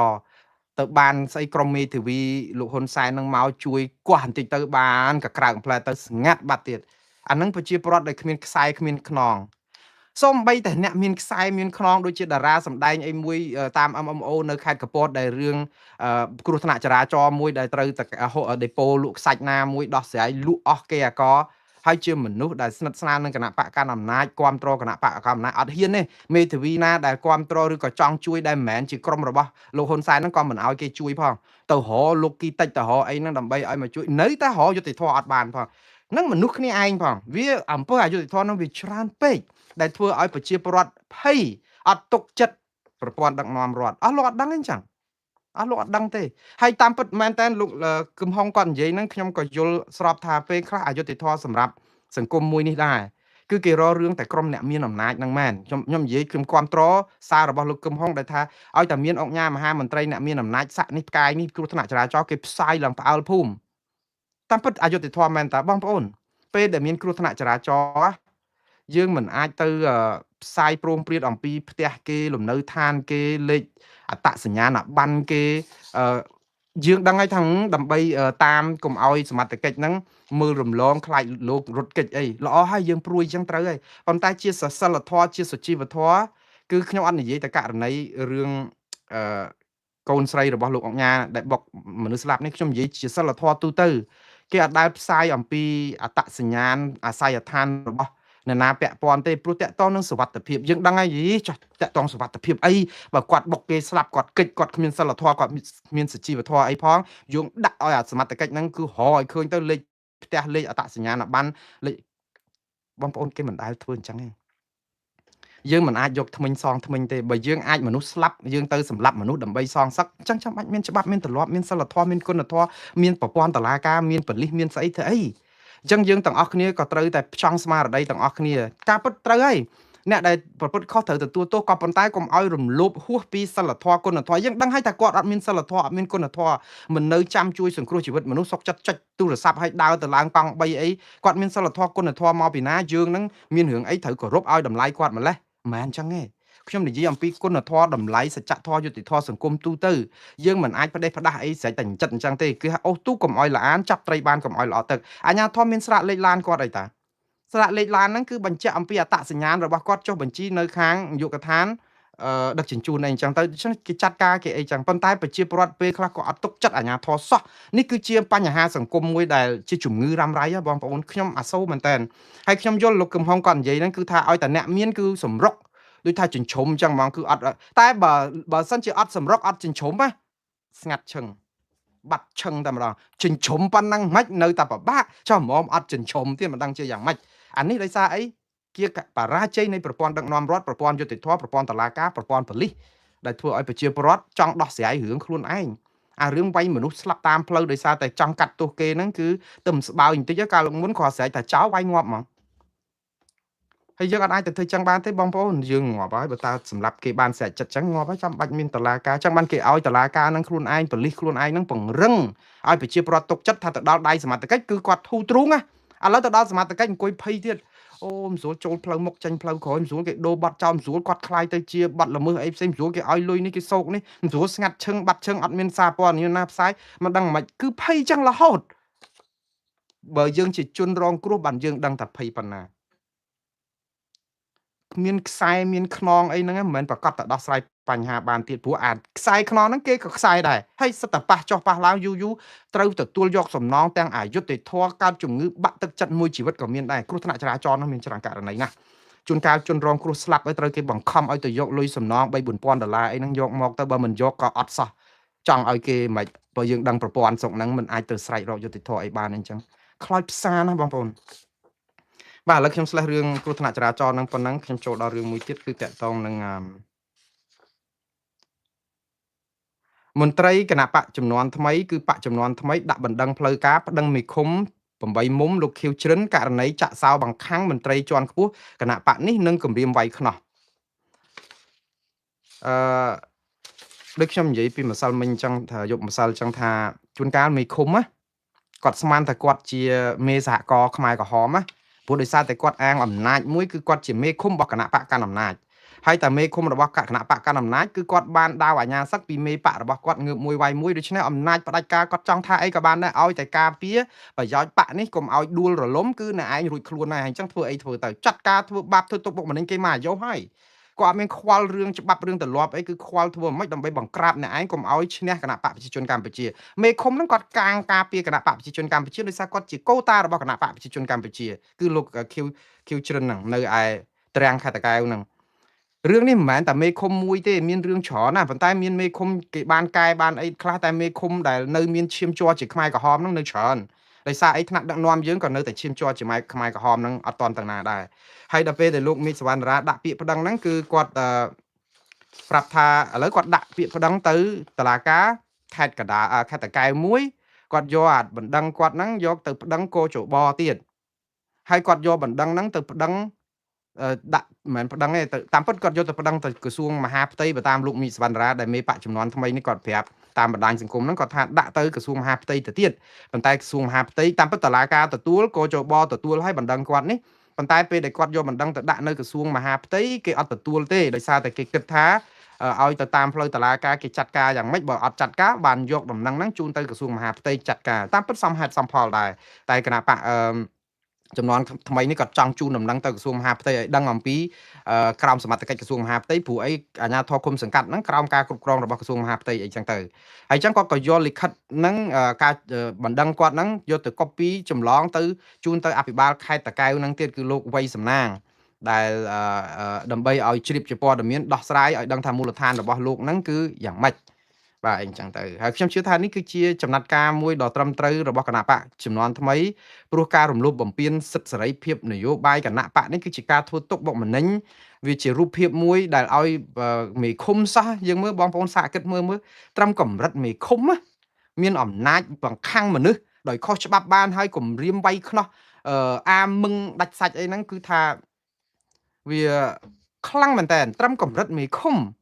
មិនទាន់ដល់អភិបាលស្រុកផងមិនទាន់ដល់អភិបាលខេត្តផងមិនទាន់បានដល់រដ្ឋមន្ត្រីផងត្រឹមឃុំសោះគេមានអំណាចអស់ប៉ុណ្ណេះតើយ៉ាងម៉េចទៅវិញរឿងនេះឯងដែលជាខ្ញុំកោតសរសើរមេបកចំនួនថ្មីនេះដែរព្រោះការដែលប្តឹងផ្ដាល់គ្នាតាមផ្លូវនីតិវិធីតុលាការដោយមិនប្រើអំពើហិង្សានេះគឺជាសេចក្តីថ្លៃថ្នូរអនុវត្តតាមគោលច្បាប់ហើយឲ្យដោះស្រាយទៅរឿងការដោះស្រាយគណៈបកប្រជាជនកម្ពុជាគេមិនដែលចោះញោមគណៈបកប្រឆាំងឬក៏លោកមីសវណ្ណរាពីងកាលទេក៏ប៉ុន្តែដោយសារតែនេះគឺជានីតិវិធីត្រឹមត្រូវតាមផ្លូវច្បាប់គឺជាគ្រឿងល្អដើម្បីជាការដាស់តឿនក្រើនរំលឹកឲ្យដឹងអំពីរបៀបដឹកនាំរដ្ឋរបស់គណៈបកប្រជាជនកម្ពុជានឹងឲ្យគាត់អាម៉ាស់ខ្លួនឯងដែរឲ្យដោះស្រាយទៅមេសិតតែប្រាប់មកថាណែឯងងើបមួយវាយមួយឲ្យតែណែឯងចង់ផ្ដួលរំលំរដ្ឋាភិបាលហើយគាត់ថាបើណែឯងចូលដោះស្រាយតស៊ូមតិតាមការបោះឆ្នោតតាមគណៈបកតាមអីត្រឹមត្រូវគឺគាត់អត់អីហ្នឹងលោកហ៊ុនសែនទៅនិយាយថ្មីហ្នឹងគាត់ថាងើបមួយវាយមួយអ្នកណាដែលទូបដិវត្តពណ៌ចុះឥឡូវគេទៅលើកស្លាកគេទៅសុំដល់សាលាឃុំ2លើកមិនលើកឲ្យមិនឲ្យគឺររឿងបណ្ដោយហើយររឿងឲ្យលុបវីដេអូគេចោលលុបរូបភាពនៅក្នុងទូរស័ព្ទគេចោលបង្ខាំងគេអត់ឲ្យចេញហើយគំរាមវាយខ្នោះឲ្យជេរបតិចអាមឹងដូចពីលបាត់ផ្សារស្រែកចិត្តហើយជាមេឃុំជាមន្ត្រីជាប់ឆ្នោតអានេះយើងឮពីខាងលោកនីសុភ័ណ្ឌដែលជាប្រធានក្រុមការងារថ្នាក់ជាតិរបស់គណៈបកចំនួនថ្មីនិងលោកមីសវណ្ណរាដែលជាប្រធានបកចំនួនថ្មីនេះបានលើកឡើងអំពី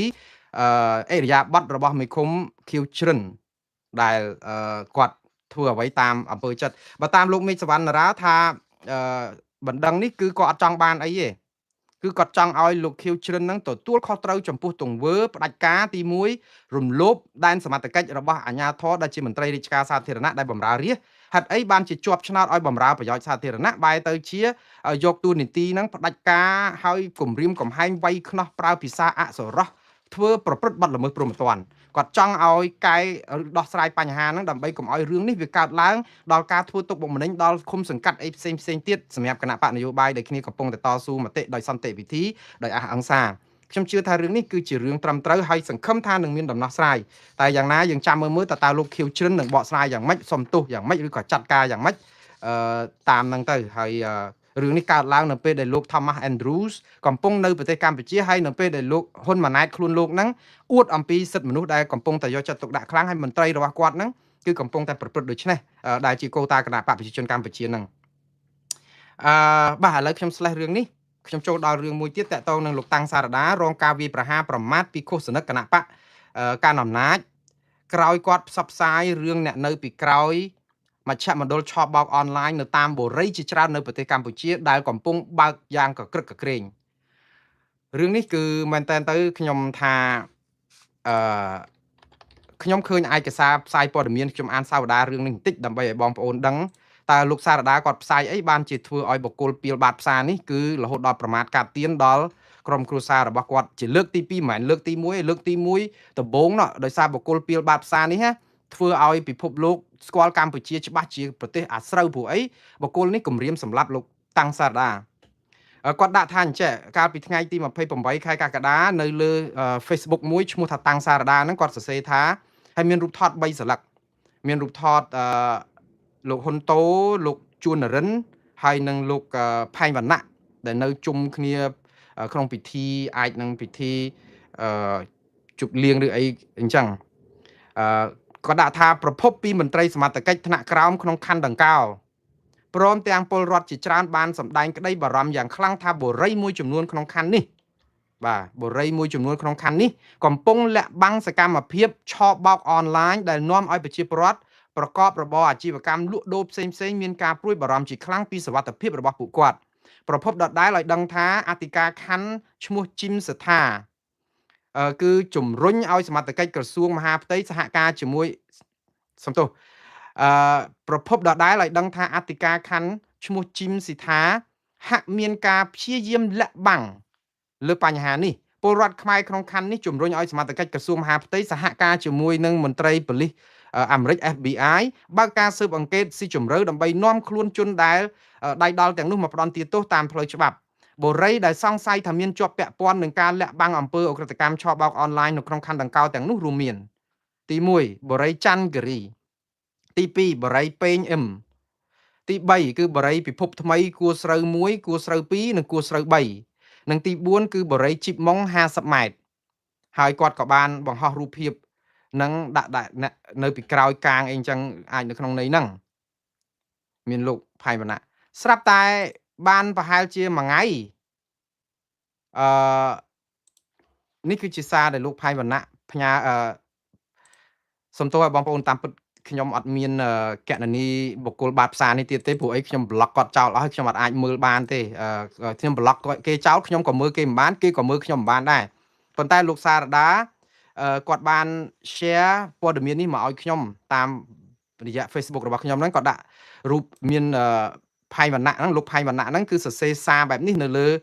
គេ Facebook ឈ្មោះផៃវណ្ណៈហ្នឹងថាអញ្ចេះយករូបថតប្រពន្ធរបស់លោកសារដាហើយនឹងលោកសារដាហ្នឹងហើយគាត់សរសេរដូចនេះចេះថានាងជាប្រពន្ធតាំងសារដាពេលនៅស្រុកខ្មែរជាស្រីរស់ស៊ីលក់ខ្លួនលុះបានទៅនៅអាមេរិកក៏លក់ខ្លួនដែរតាំងសារដាបានយកធ្វើជាប្រពន្ធបន្ទាប់ពីយកនាងទៅនឹងភាសាអសរោះច្រើនមែនតើខ្ញុំអត់ចង់អានទេបងប្អូនតែខ្ញុំ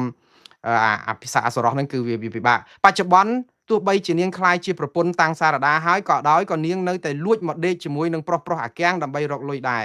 ប្រភព FBI នៅអាមេរិកប្រាប់ខ្ញុំមែនតើទៅអត់ភ្ញាក់ផ្អើលនឹងភាពពីលបាតផ្សាររបស់បុគ្គលបាតផ្សារមួយនេះទេតកតងនឹងការដែលលាបពណ៌ការនឹងអីអញ្ចឹងណាគាត់អាចនឹងមួម៉ៅនឹងលោកតាំងសារដាផ្សាយពីរឿងមជ្ឈមណ្ឌលឆបោកនៅបរិយហើយដែលមានលោកផៃវណ្ណៈនៅកាងនៅអីជាមួយក្រុមលោកហ៊ុនតូជាមួយលោកជួននរិនអីចឹងលាក់នឹងលាក់ចឹងណាខ្ញុំឆ្ងល់រឿងមួយខ្មែរយើងគេហៅថាគោតបៅខ្នងក្អែកហើរំលងរំសាយកន្ទុយចោះបើសិនជាលោកផៃវណ្ណៈគាត់គិតថាគាត់មិនពាក់ព័ន្ធនឹងអក្រិតកម្មទាំងអស់ហ្នឹងទេពន្យល់ទៅសរសេររៀបរាប់ពន្យល់ទៅថាគាត់មិនពាក់ព័ន្ធនេះមិនពាក់ព័ន្ធនោះការផ្សាយព័ត៌មាននេះគឺមិនពិតអីចឹងទៅឧទាហរណ៍ហេតុអីបានជាយកឱកាសទៅវាយប្រហារដល់ក្រុមគ្រួសាររបស់គេប្រពន្ធរបស់គេលាក់នឹងលាក់ជាអំពើថោកទាបមែនតើថោកទាបតែនិយាយទៅព្រោះបុគ្គលនេះថោកទាបមកយោគាត់ថានេះវាថោកទាបពេកហើយខ្ញុំមែនតើខ្ញុំនិយាយស្មោះបងប្អូនខ្ញុំតលន់នឹងយកឈ្មោះបុគ្គលនេះមកនិយាយណាប៉ុន្តែខ្ញុំសូមអធិស្ឋានដោយសារតែរឿងនេះវាគាត់ខ្លាចជាបញ្ហាប្រភពព័ត៌មានដែលធ្លាប់ឲ្យមានរឿងនេះចឹងហើយបានខ្ញុំត្រូវតែយកឈ្មោះគាត់មកនិយាយនឹងខ្ញុំខ្ពើមក៏ប៉ុន្តែឥឡូវនេះខ្ញុំនិយាយនេះគឺក្នុងន័យថាទី1គឺគាត់យកបរិហាគេផ្សព្វផ្សាយព័ត៌មានមិនពិតពីក្រុមគ្រួសារប្រពន្ធរបស់គេមានតាក់តងអីនឹងប្រពន្ធរបស់គេមានតាក់តងអីរឿងលោកសារដាផ្សាយអីគឺយើងដោះស្រាយបញ្ហាការផ្សាយរបស់គាត់ទៅតបនឹងព័ត៌មានរបស់គាត់ផ្សាយទៅហេតុអីបានជាមកររឿងទៅលៀបពណ៌ទៅប្រឌិតព័ត៌មានតាក់តងនឹងរឿងភរិយារបស់គេមានសហាយស្មន់មានប្រុសឯណាចេះតាកុហកហើយទៅយកពាក្យមួយទៀតថាបានប្រភពពី FBI របស់សហរដ្ឋអាមេរិកនេះជាកំហុសធ្ងន់ណាស់របស់បុគ្គលផែនវណ្ណៈនេះព្រោះ FBI របស់អាមេរិកនេះណាគេមិនដែលទៅប្រាប់ប្រភពអស់លោកនៅស្រុកខ្មែរនឹងហើយលោកផែនវណ្ណៈក៏ដឹងខ្លួនដែរលោកនៅក្នុងបញ្ជីខ្មៅរបស់ FBI អាមេរិកបើជន់ទឹកដីអាមេរិកតាម1មីលីម៉ែត្រហ្នឹងគេចាប់ដាក់គុកបាត់ទៅហើយព្រោះអីតាំងពីគាត់គម្រាមសម្លាប់លោកតាំងសារដាមកតាំងពីឆ្នាំប្រមាណនោះដែលនេះហ្នឹងគឺរហូតក៏ក្រើកពេញពិភពលោកគេផ្សាយអំពីការដឹកនាំរដ្ឋហើយថាមនុស្សរបស់គណៈបកប្រជាជនកម្ពុជានិងរដ្ឋាភិបាលគឺលោកផៃវណ្ណៈនេះគឺគម្រាមកំហែងគេបានតែចិត្តមន្ត្រី FBI នឹងមានឈ្មោះរបស់លោកផៃវណ្ណៈនឹងក្នុងបញ្ជីខ្មៅគេយូរទៅហើយគាត់ថាគេមិនចាត់ការអីនៅក្នុងស្រុកខ្មែរបានដោយសារវិជាដែនអធិបតេយ្យរបស់ស្រុកខ្មែរប៉ុន្តែបើចូលទឹកដីសហរដ្ឋអាមេរិកតាមជំហានគឺគេនឹងចាប់ដាក់គុកបាត់ហើយហើយគេឯណាទៅចែករំលែកប្រភពស្អីជាមួយលោកផៃវណ្ណៈអំពីគ្រួសារលោកតាំងសារដាដែលរងការធ្វើទុកបុកម្នេញគំរាមសម្លាប់ពីលោកផៃវណ្ណៈអូមន្ត្រី FBI អាមេរិកនឹងលមាស់មាត់ទៅប្រាប់លោកផៃវណ្ណៈអំពីជនរងគ្រោះ ការរកសម្រាប់គេពីមុនមកដែលនៅក្នុងនេះអាមេរិកហ្នឹងចេះតាកុហកចេះតាបោកប្រាស់ហើយអានេះគឺជារឿងគេហៅថានៅមិននៅយកជាប់ភ្នៅមកបៀតក្លៀកខ្លួនឯងទេយើងទៅយកស្ថាប័ន FBI មួយយើងថាបានប្រភពពី FBI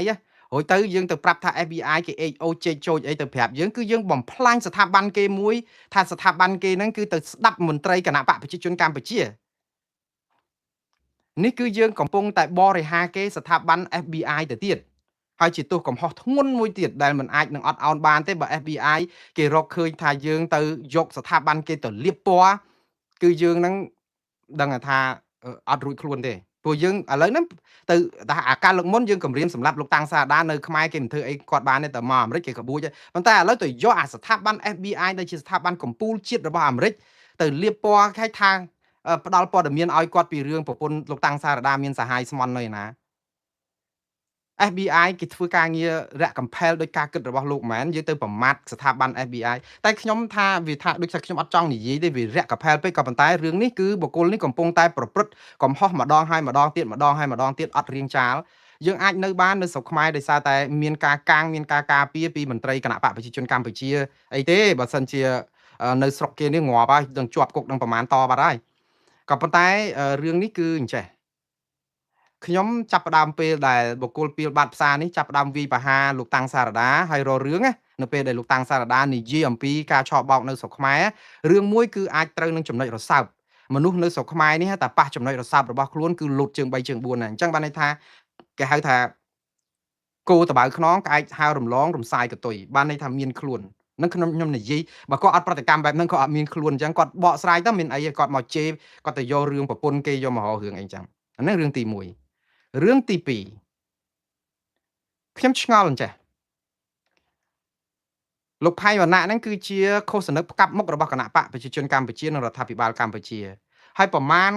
សប្តាហ៍កន្លងមកនេះឃើញក្រុមតាមបណ្ដាញសង្គមហ្នឹងកាត់រូបកាត់អីតថាលោកសារដាហ្នឹងចូលគណៈបកប្រជាជនហើយស្អីណាលក់ក្បាលលក់ខ្លួនអីឲ្យគណៈបកប្រជាជនអីអញ្ចឹងទៅតែខ្ញុំឆ្ងល់ថាហេតុអីបានជាអ្នកដែលលក់ក្បាលឲ្យគណៈបកប្រជាជនរូបនេះត្រូវបានឃោសនិករបស់គណៈបកប្រជាជនកម្ពុជាផ្កាប់មុខនៅស្រុកខ្មែរមករករឿងគាត់ទៅវិញហើយហេតុអីបានជាអ្នកលក់ក្បាលឲ្យគណៈបកប្រជាជនកម្ពុជារូបនេះលោកតាំងសារដានេះទៅប្រឹងផ្សាយអំពីការឆោបបោកអនឡាញនៅស្រុកខ្មែរដែលធ្វើឲ្យប៉ះពាល់ដល់កិត្តិយសសេចក្តីថ្លៃថ្នូររបស់គណៈបកប្រជាជនកម្ពុជានិងរដ្ឋាភិបាលទៅអីព្រោះក្រោមការដឹកនាំរបស់គណៈបកប្រជាជនកម្ពុជានិងរដ្ឋាភិបាលដែលអសមត្ថភាពនេះឯងដែលធ្វើឲ្យអំពើឆោបបោកអនឡាញនេះក៏ក្រើកចុះបើលោកសារដាចូលទៅគណៈបកប្រជាជននេះហេតុអីបានជាលោកទៅរិះគន់គណៈបកនេះម៉ោងនេះប្រហែលជាគាត់ត្រូវសរសើរគណៈបកប្រជាជនកម្ពុជាគ្រប់ម៉ាត់ពីការប្រយុទ្ធប្រឆាំងឆោបបោកអនឡាញនឹងបានប្រសិទ្ធភាពក៏កំតិចបានប៉ុណ្ណេះកន្លែងមិនមែនទៅផ្សាយអញ្ចឹងទេមិនអញ្ចឹងទេខ្ញុំឆ្ងល់ទេបងប្អូនតែការគិតរបស់បងប្អូនយ៉ាងណាធ្វើតទៅទៀតទៅខ្ញុំគ្រាន់តែគិតថាបុគ្គលផែនវណ្ណៈនេះគាត់យកជាប់នៅមួយទ្បៀតឃ្លៀកមួយទៀតគឺនៅក្នុងការដែលបរិហាគេស្ថាប័នប៉ូលីសអន្តោប្រវេសន៍ឬក៏ប៉ូលីសអន្តោប្រវេសន៍ប៉ូលីសFBI សម្ងាត់របស់អាមេរិកដែលរឿងនេះខ្ញុំជឿថាប្រហែលជាគាត់គិតថាអ្វីដែលគាត់ធ្វើពីមុនមកនឹងមិនសូវណាចាត់ការអីកាលមុនលោកសារដាគាត់ប្តឹងផ្ដាល់អីទៅវាបានតែត្រឹមលោកសារដាប៉ុន្តែនេះស្ថាប័ន FBI ដែលជាស្ថាប័នធំមួយហើយទៅយើងទៅបំផ្លាញគេអញ្ចឹងបង្ខូចគេអញ្ចឹងហើយក៏គិតថារួចខ្លួនណាតាមពិតយើងទាំងអស់គ្នាអ្នកដែលគ្រប់គ្រងគណៈបកប្រឆាំងឬក៏អ្នកដែលមិនពេញចិត្តរដ្ឋាភិបាលកម្ពុជានិងគណៈបកប្រជាជនកម្ពុជាគួរអរគុណលោកផៃវណ្ណៈយើងទាំងអស់គ្នាអ្នកណាដែលចង់ឲ្យមានការផ្លាស់ប្ដូររបៀបដឹកនាំរដ្ឋនៅកម្ពុជាគួរតែអរគុណលោកផៃវណ្ណៈព្រោះដោយសារភាពពីលបាត់ផ្សារនិងប្រទេសផ្ដាស់របស់គាត់នេះឯងដែលធ្វើឲ្យមុខមាត់គណៈបកប្រជាជនកម្ពុជានិងមុខមាត់រដ្ឋាភិបាលកម្ពុជានឹងវាអាស្រូវលើឆាកអន្តរជាតិតែម្ដងហើយដល់ពេលអាស្រូវគឺគេដាក់ទណ្ឌកម្មគេរករឿងទៅធ្វើឲ្យគណៈបកប្រជាជនកម្ពុជាលំបាកហើយតែលំបាកហ្នឹងគឺឈានទៅរកការលលាយការដែលបរាជ័យអីអញ្ចឹងទៅប្រជាប្រដ្ឋថ្នាក់អីហ្នឹងគឺអរគុណលោកផៃវណ្ណៈបានត្រូវព្រោះគាត់ធ្វើនេះគឺដើម្បីតាមពិតគាត់ចង់ការពារគណៈបកកណ្ដាលអំណាចតែវាជាការបំផ្លាញគណៈបកនេះដោយក្នុងន័យមួយក្នុងពេលតែមួយហ្នឹងឯងអញ្ចឹងហើយបានថាគួរអរគុណគាត់ទៅដែលខំជួយបំផ្លាញគណៈបកប្រជាជននិងរដ្ឋាភិបាលកម្ពុជាលើឆាកអន្តរជាតិដែរបើកុំបានលោកផៃវណ្ណៈគម្រាមសម្រាប់លោកតាំងសារដាហ្នឹងកុំអីក៏អត់មានបរទេសសហព័ត៌មានអន្តរជាតិអីគេថ្កោលទោសរបៀបដឹកនាំរដ្ឋនៅកម្ពុជារដ្ឋាភិបាលខ្មែរដែរតែគាត់ថាភ ភាពចង្រៃរបស់លោកផៃវណ្ណៈនេះឯងហើយដែលធ្វើឲ្យរបៀបដឹកនាំរដ្ឋយើងកាន់តែរិចរិលដល់ពេលឆ្លោះគ្នាព្រំដែនអត់មាននរណាថ្កោលទោសថៃមួយម៉ាត់ព្រោះគេគិតថាចរិតរបស់ថ្នាក់ដឹកនាំដោយតែលោកផៃវណ្ណៈដោយតែក្រុមគេហ្នឹងគឺបាតផ្សារអញ្ចឹងទៅគឺវាខុសរបៀបអញ្ចឹងទៅវាធ្វើឲ្យយើងឯកោចេះទៅវិញណាវាអកុសលគឺជួយបំផ្លាញគេឈ្មោះរដ្ឋាភិបាលកម្ពុជានិងគណៈបកប្រជាជនកម្ពុជាប៉ុន្តែវាទៅជាចង្រៃដល់ដែនអធិបតេយ្យយើងនិងជំនួយអន្តរជាតិឬក៏ការជួយយើងទៅវិញណាវាខាតប្រយោជន៍ប្រជាពលរដ្ឋ18លានអ្នកទៅវិញបាទឥឡូវខ្ញុំទុកការងារហ្នឹងទុកឲ្យលោកសារដាគាត់ដោះស្រាយទៅព្រោះអីតកតងនឹងការទី1គឺប្រមាថការទៀនភរិយារបស់គាត់ដែលជាទីស្រឡាញ់ខ្ញុំស្គាល់ភរិយារបស់លោកតាំងសារដាដូចថាលោកតាំងសារដាជាមិត្តភក្តិជិតស្និទ្ធរបស់ខ្ញុំក្រុមគ្រួសារគេល្អក្រុមគ្រួសារគេថ្លៃថ្នូរក្រុមគ្រួសារគេរកទទួលទានតាមសមាជីវោមិនក្បត់ឧត្តមគតិដល់ពេលយើងខឹងគេយើងទៅរករឿងក្រុមគ្រួសារគេយើងថោកទាបមែនតើខ្ញុំឆ្ងល់ថាបងប្អូនហេតុអីបាននៅតាមព័ត៌មានជនបាតផ្សារនេះតទៅទៀតខ្ញុំពងតែឆ្ងល់បើខ្ញុំវិញប្លុកអស់ហើយខ្ញុំចង់លើកទឹកចិត្តឲ្យបងប្អូនទាំងអស់គ្នានឹងប្លុកអ្នកណាដែលជេរបន្តិចបាតផ្សារអីប្លុកចោលឲ្យអស់ព្រោះអ្នកទាំងអស់នេះអត់ត្រូវការមានតម្លៃអីបន្តិចយកមកពិចារណាទេខ្ញុំលើកឈ្មោះមកនិយាយនេះដោយសារតែគាត់ជ្រុលដល់ថ្នាក់ដែលទៅបរិហាស្ថាប័ន FBI របស់អាមេរិកហើយខ្ញុំក៏ជាជនជាតិអាមេរិកដែរខ្ញុំក៏ការពារស្ថាប័ន FBI នេះដែរគេមិនភ្លើផ្ដេសផ្ដាស់រហូតដល់ទៅផ្ដាល់ព័ត៌មានរបៀបយើងប្រឌិតអីហើយធ្វើឯងនឹងសើអីណាមានប្រភពព័ត៌មានពី FBI មានប្រភពព័ត៌មានក្នុងការចាប់ខ្លួនលោកផៃវណ្ណៈទៅវិញទេនៅពេលដែលមកដល់ស្រុកអាមេរិកនោះអាហ្នឹងខ្ញុំជឿបើតែដល់ពេលអញ្ចេះវិញគឺជាការបោកប្រាស់លួងចិត្តខ្លួនឯងថាខ្លួនឯងនឹងមានទំនាក់ទំនងជាមួយនឹងប៉ូលីសសហព័ន្ធអាមេរិក FBI តាមពិតរាល់ថ្ងៃកំពុងតែភ័យទេនៅស្រុកខ្មែរហ្នឹង FBI ទៅដល់មាត់ចដាលហើយមន្ត្រីដែលជាប់នៅក្នុងបញ្ជីខ្មៅដែលអាមេរិកនឹងកបួចតាក់ទងនឹងការឆោបបោកអនឡាញហ្នឹងគឺសុទ្ធតែក្រុមអស់លោកនៅក្នុងស្រុកខ្មែរមកកណកដឹកដែលកំពុងម៉ោងហ្នឹងមិនដឹងជាគិតកញ្ញាញ់ខួរយ៉ាងម៉េចទៅច្រកណារត់ទៅច្រកណាផងហើយទៅមកនិយាយពីរឿង FBI មកជួយខ្លួនឯងក្នុងការរករឿងលោកតាំងសារដាណាទៅវិញអើយចិត្តតែមានណាបាទឥឡូវកោតក្រ Nagawal ឯនោះវិញចេញបន្តតវ៉ារកយុត្តិធម៌ផ្នែកសិទ្ធិការងារគម្រប់1685ថ្ងៃពន្លឺយុត្តិធម៌នៅឆ្ងាយដូចជើងមេឃកំសត់ណាស់បងប្អូន1685ថ្ងៃតវ៉ា1685ថ្ងៃអត់មានដំណោះស្រាយបងប្អូន1685ថ្ងៃបើយើងចែកជាខែជាឆ្នាំមួយឆ្នាំ365ថ្ងៃអញ្ចឹងយកអា1685ថ្ងៃចែកនឹង365ថ្ងៃទៅឃើញ4ឆ្នាំ6ខែជាងហើយ4ឆ្នាំកន្លះជាងហើយដែលគ្នាតវ៉ាហើយអ្វីដែលតវ៉ាគួរឲ្យឈឺចាប់ស្រក់ទឹកភ្នែកគឺតវ៉ារកសិទ្ធិសហជីពសិទ្ធិកម្មករសិទ្ធិពលករនៅ Nagawal នៅចំមោះពេលដែលលោក Thomas Andrews ដែលជាអ្នករាយការណ៍ពិសេសអង្គការសហប្រជាជាតិចុះទៅបំពេញទស្សនកិច្ចដើម្បីដឹងអំពីការរំលោភបំពានសិទ្ធិមនុស្សនៅកម្ពុជាហើយកំពុងតែជួបលោកហ៊ុនម៉ាណែតនៅថ្ងៃជាមួយនឹងដែលលោកហ៊ុនម៉ាណែតអួតថាសេរីភាពប្រជាពលរដ្ឋនៅប្រទេសកម្ពុជាគឺមានការយកចិត្តទុកដាក់សម្បើមពីរដ្ឋាភិបាលកម្ពុជានៅចំមោះគាត់នៅក្បែរគាត់ហ្នឹងគឺគេតវ៉ា1685ថ្ងៃអត់បានយុត្តិធម៌លោកអត់មើលថ្ងៃហ្នឹងឃើញកោតក្រក៏បានដើរហាយក្បួនបន្តិចទៅហើយក៏មានប្រធានសហជីពជាច្រើនតែជាប្រធានសហជីពសេរីទៅជួយលើកទឹកចិត្តឲ្យខ្ញុំក៏កោតសរសើរប្រធានសហជីពទាំងអស់នឹងដែរទៅជួយគ្នាលើកទឹកចិត្តគ្នាទៅគ្នាតវ៉ាយូរឆ្នាំហើយនៅក្នុងនោះគឺបើតាមឃើញគឺមានស្ត្រីឆ្នើមរបស់យើងនៅក្នុងសហគមន៍ហ្នឹងគឺយើងឃើញលោកស្រីយ៉ាងសុភ័ណ្ឌលោកស្រីឧទេផលីនលោកខុនថារ៉ូលោកវុនពៅដែលបងប្អូនស្គាល់ហើយគឺជាអ្នកតស៊ូឯករាជ្យតា3 4និយាយទៅអង្គការសហជីពឯករាជ្យរាប់ម្រាមដៃសឹងថាមិនសឹងថាតាមជាហៀងហ្នឹងរាប់ទៅបានតែប៉ុណ្្នឹងដែលគេថាមាន6000សហជីពនៅស្រុកខ្មែរហ្នឹងសហជីពដែលឯករាជ្យឈឺឆ្អាលរឿងសិទ្ធិសេរីភាពកម្មករពលករអីហ្នឹងមានប្រហែល4 5ហ្នឹងឯងអា5 6000ទៀតហ្នឹងគឺជាស្អីប្រថាប់ត្រាឲ្យគេហ្នឹងអញ្ចឹងអ្នកស្រីលោកស្រីយ៉ាងសុភ័ណ្ឌគឺជាប្រធានសហព័ន្ធសហជីពកម្ពុជាហៅកាត់ថាកាទូអ្នកស្រីឧទេផលីនគឺជាប្រធានសហព័ន្ធសហជីពកម្មករចំណីអាហារនិងសេវាកម្មកម្ពុជាលោកវុនពៅជាប្រធានសមាគមប្រជាធិបតេយ្យឯករាជ្យសេដ្ឋកិច្ចក្រៅប្រព័ន្ធហៅថា IDEA និងលោកខុនតារ៉ូជាមន្ត្រីសិទ្ធិការងារឬក៏ជាអ្នកគ្រប់គ្រងកម្មវិធីការងារនៃមជ្ឈមណ្ឌលសហព័ន្ធសម្ព័ន្ធភាពការងារនិងសិទ្ធិមនុស្សហៅកាត់ថាអង្គការសង្ត្រាល់ពួកគាត់ទៅឈរថ្លែងសារជួយបន្តដើម្បីលើកទឹកចិត្តឲ្យអ្នកតវ៉ាអត់មានយុត្តិធម៌សម្រាប់គាត់ហើយតើសិទ្ធិមនុស្សនៅឯណាខ្ញុំកំពុងតែឆ្ងល់ជូនពរឲ្យខាង Nagawal នឹងរកកោះត្រោយឃើញចោះហើយខ្ញុំ ខ្ញុំសរសើរនឹងការតស៊ូរបស់គាត់ដោយអហិង្សានេះគឺ1685ថ្ងៃបាទឥឡូវបន្តទៅទៀតបងប្អូនក្រសួងបរិស្ថានពឹងមេធាវីឲ្យជួយកោះហៅសកម្មជនបរិស្ថានលោកម៉ាចត្រាចូលបំភ្លឺរឿងផ្សព្វផ្សាយព័ត៌មានអំពីការកាប់បំផ្លាញព្រៃឈើនៅតំបន់ព្រៃឡង់ស្អីក៏មានដែរខ្មែរលោកម៉ាចត្រាគាត់ទៅចាប់កាក់ឡានដឹកឈើនៅក្នុងព្រៃឡង់ទាំងយប់បថុយប្រឋានគ្រោះថ្នាក់ទៅទាញខាងខាត់ឡានហ្នឹងទៅពួកខាងអ្នកដឹកឈើហ្នឹងប្រទះជ្រៀកហើយហ្នឹង280ប្រទះជាងទម្លាក់ចោលទាំងយប់ទៅហៅមន្ត្រីបរិស្ថានគេថារវល់ក្រោយមកគេមកដល់គេប្រាប់ថាគេចាត់ការចាត់អីចឹងទៅឃើញក្តារហ្នឹងសល់តែប្រហែល50ស្លឹកអីមិនដឹងហើយរាយការណ៍ហ្នឹងខុសគ្នាពីខុសព្រៃឡង់រាយការណ៍ផ្សេងក្រុមប៉ូលីសអាមន្ត្រីបរិស្ថានហ្នឹងរាយការណ៍ផ្សឹងថាអូយញ៉ៃមែនតើដល់ពេលប្រហែលម្សិលមិញហ្នឹងខាងក្រុមព្រៃឡង់ហ្នឹងទៅដាក់ពាក្យប្តឹងទៀតប្តឹងអ្នកណាកាប់បំផ្លាញព្រៃឈើនៅព្រៃឡង់ទៀតដែរហើយជាអ្នកស្ម័គ្រចិត្តដល់ពេលថ្ងៃនេះដឹងមិនហិចទេខាងក្រសួងបរិស្ថានគេជួលមេធាវីគេពឹងមិនមែនជួលព្រោះនៅក្រសួងបរិស្ថានគេមានមេធាវីតែជួលក៏ដូចជួលដែរព្រោះមេធាវីហ្នឹងស៊ីប្រាក់ខែរបស់រាជឲ្យធ្វើការឲ្យក្រសួងបរិស្ថានឲ្យមេធាវីចេញលិខិតអញ្ជើញលោក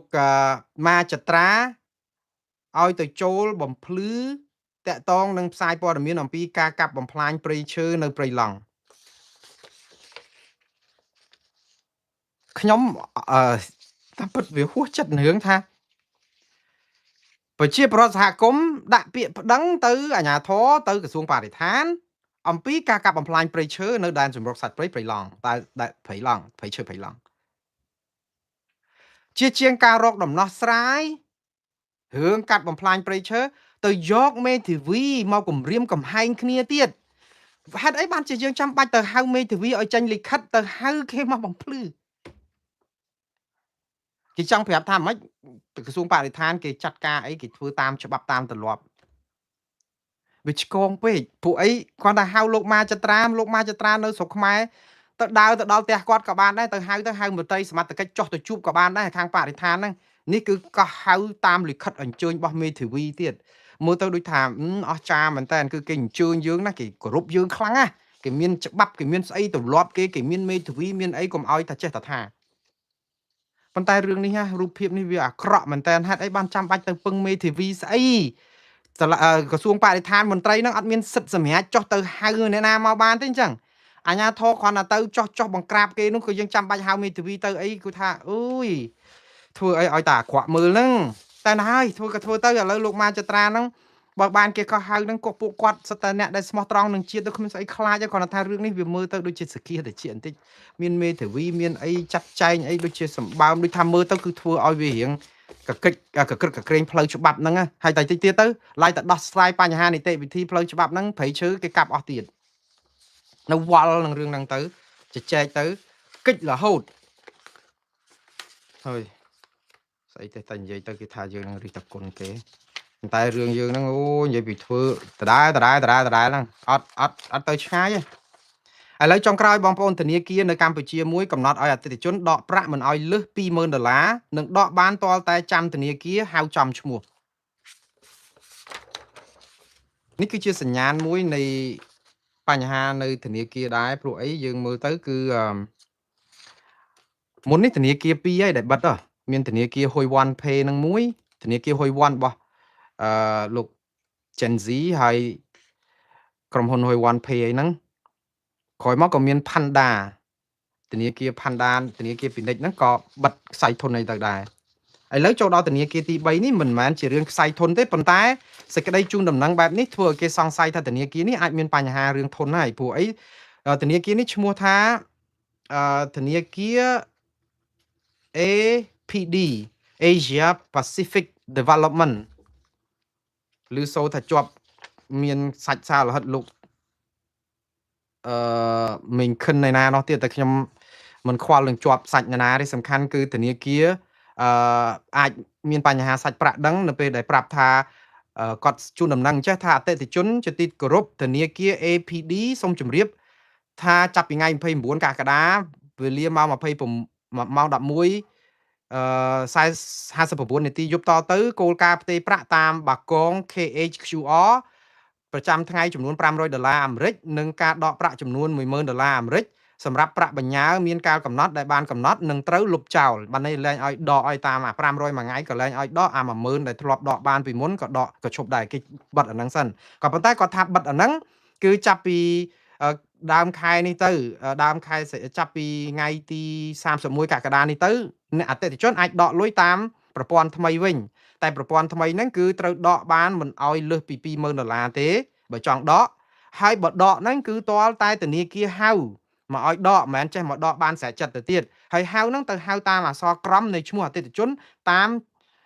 ជាភាសាអង់គ្លេសហ្នឹងទៀតអ្នកណាគេហៅមកតាមលំដាប់អក្សរ ABC អីអញ្ចឹងមកអញ្ចឹងនៅក្នុងន័យនេះបើយើងមើលគឺអាចនឹងមានបញ្ហាបច្ចេកទេសនៅក្នុងធនាគារក៏ថាបានតែធនាគារអត់បាននិយាយថាបច្ចេកទេសអីទេតែអាចនឹងខ្វះសាច់ប្រាក់ហើយក៏អាចជារូបភាពបង្ហាញថាធនាគារនេះគឺឈានទៅរកការបិទទ្វារជារូបភាពទេប៉ុន្តែធនាគារអត់បានបញ្យល់ពីហេតុផលអីទេគ្រាន់តែដាក់សុំអធិស្ឋានសុំអភ័យទោសចំពោះការរំខានហើយនឹងអរគុណការអត់ធ្មត់អីចឹងទៅធនាគារនេះគេថាគេនឹងបន្តប្រតិបត្តិការរឿងនេះគឺធម្មតាអតិថិជនតែទៅដកលុយហើយចាប់ផ្ដើមដកលែងបានហើយចាប់ផ្ដើមឲ្យតម្រង់ជួរឲ្យហៅឈ្មោះគឺបានន័យថាអស់លុយហើយតែអស់លុយគឺខ្សែធនហើយតែយ៉ាងណាបងប្អូនអស់តែធនាគារនឹងមួយអ្នកស្រីជាសេរីដែលជាប្រធានធនាគារជាតិកម្ពុជាគាត់ថាអត់អីទេធនាគារនៅប្រទេសកម្ពុជានៅមានភាពរឹងមាំអីចឹងទៅអានេះជាសាររបស់គាត់លើកឡើងដើម្បីលើកទឹកចិត្តកុំឲ្យប្រជាពលរដ្ឋបាក់ស្បាតដោយឃើញធនាគារបិទជាបដាអីចឹងបិទហូរហែនៅក្នុងរយៈពេលតែប្រហែល2ឆ្នាំចុងក្រោយឃើញធនាគារ2ហើយយ៉ាងហោចក៏បាន